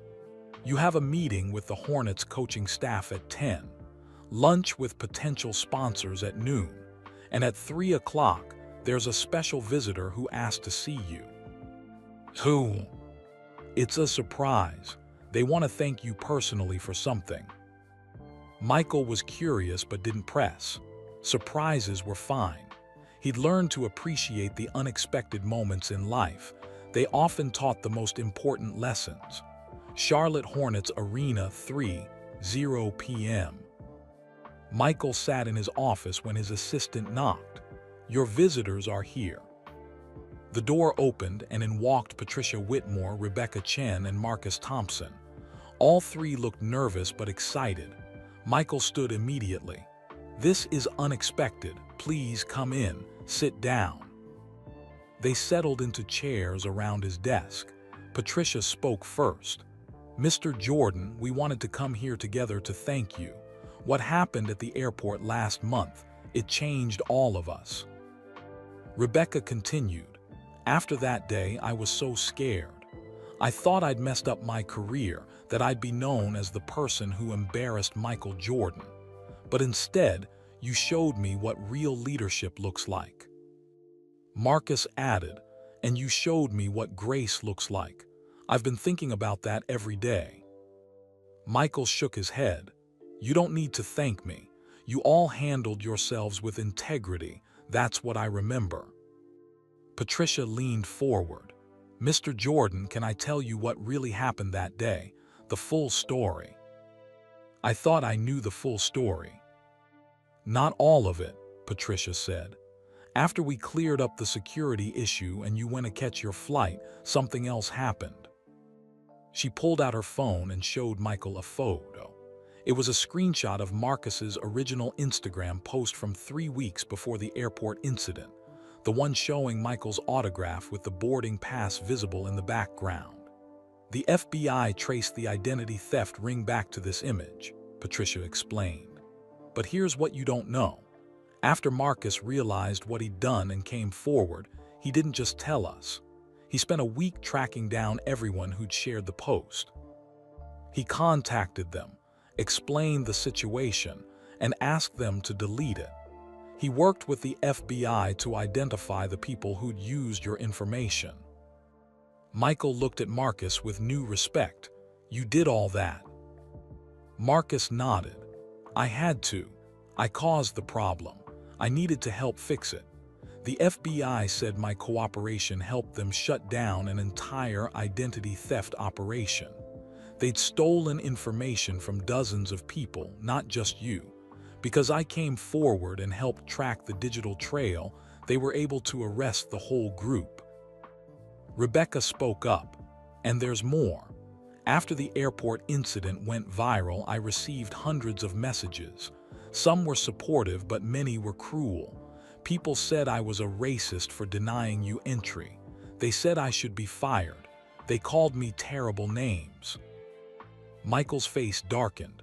Rebecca, I'm so sorry. I never wanted. She held up her hand. Let me finish. The messages hurt, but then something amazing happened. Patricia stood up for me.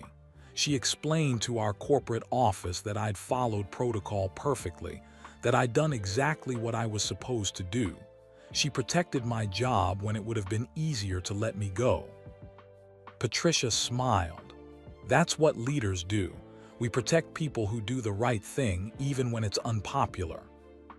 And Mr. Jordan, Rebecca continued, when reporters tracked me down for interviews trying to get me to say something negative about you, I refused.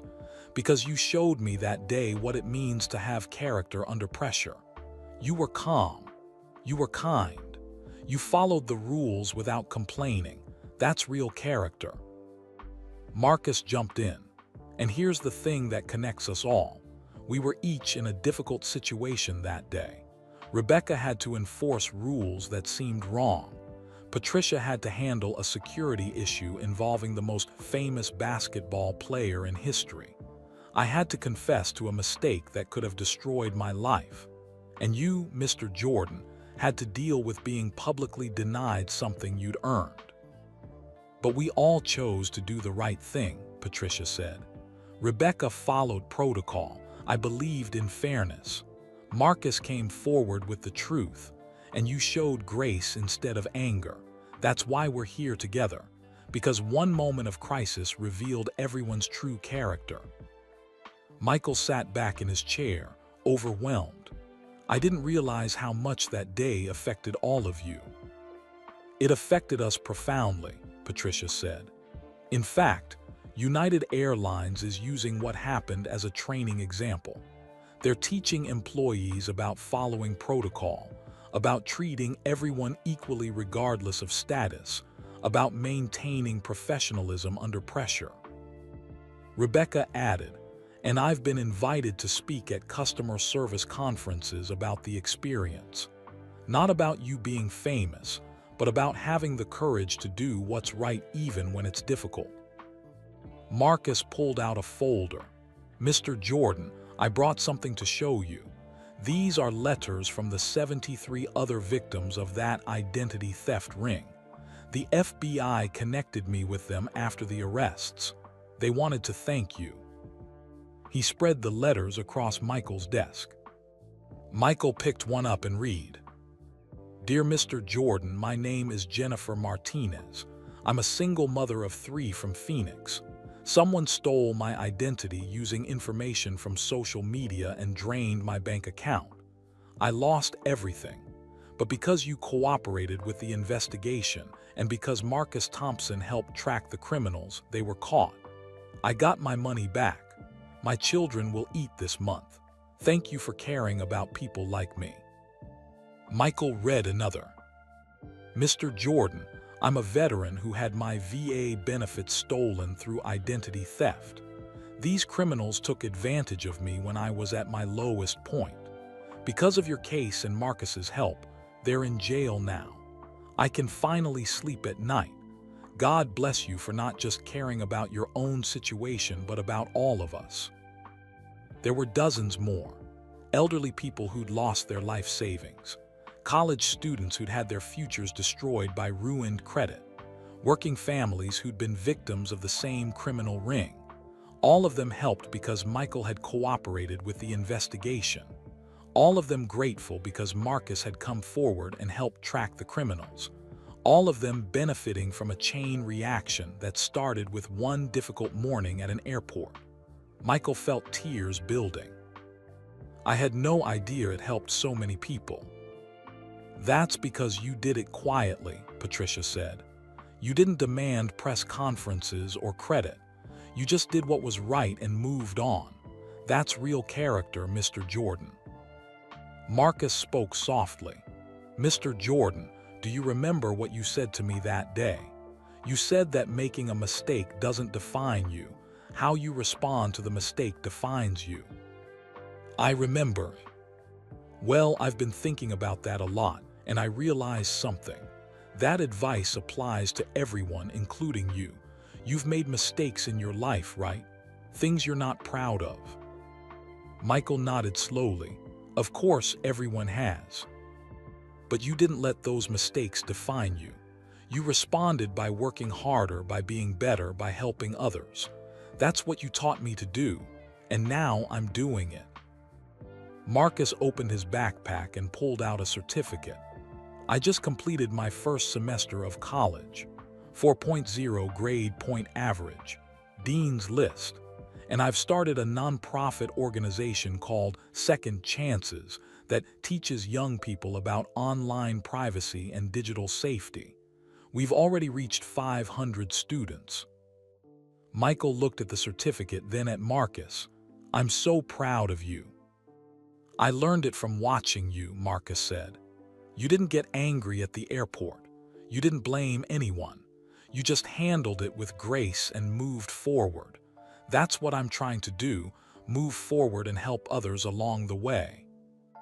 Patricia cleared her throat. Mr. Jordan, we came here today for one specific reason. We wanted you to know the full impact of what happened that day.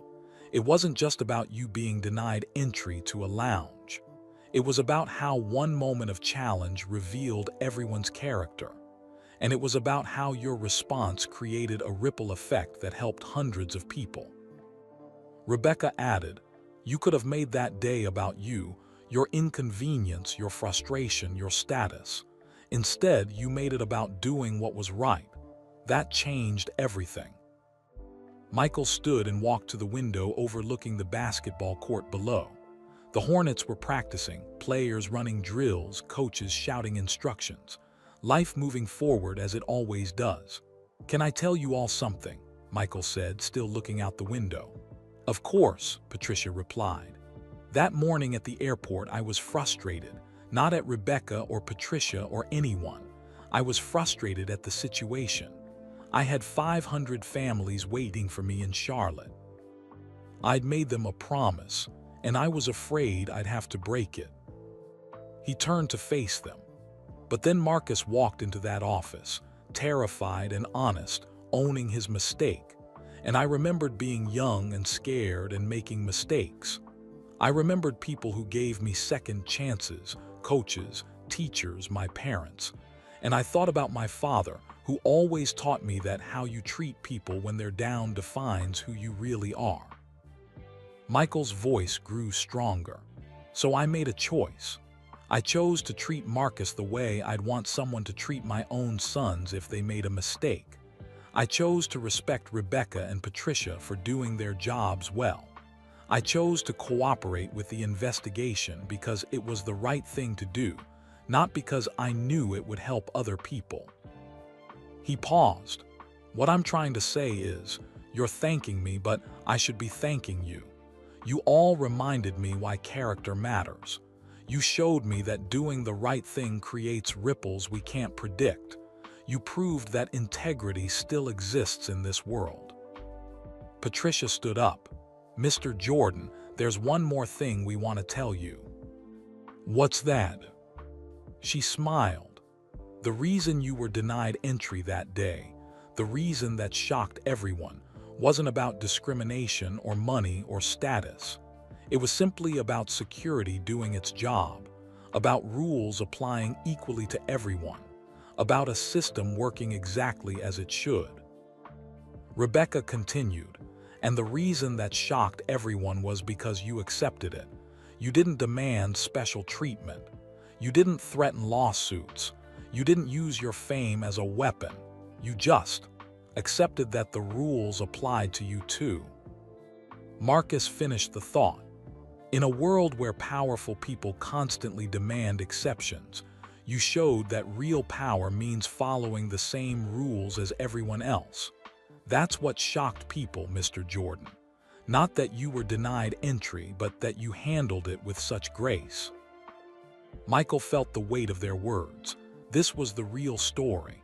Not a scandal or controversy, but a quiet demonstration of character in an ordinary moment. "You know what my father used to say?" Michael asked them. They shook their heads.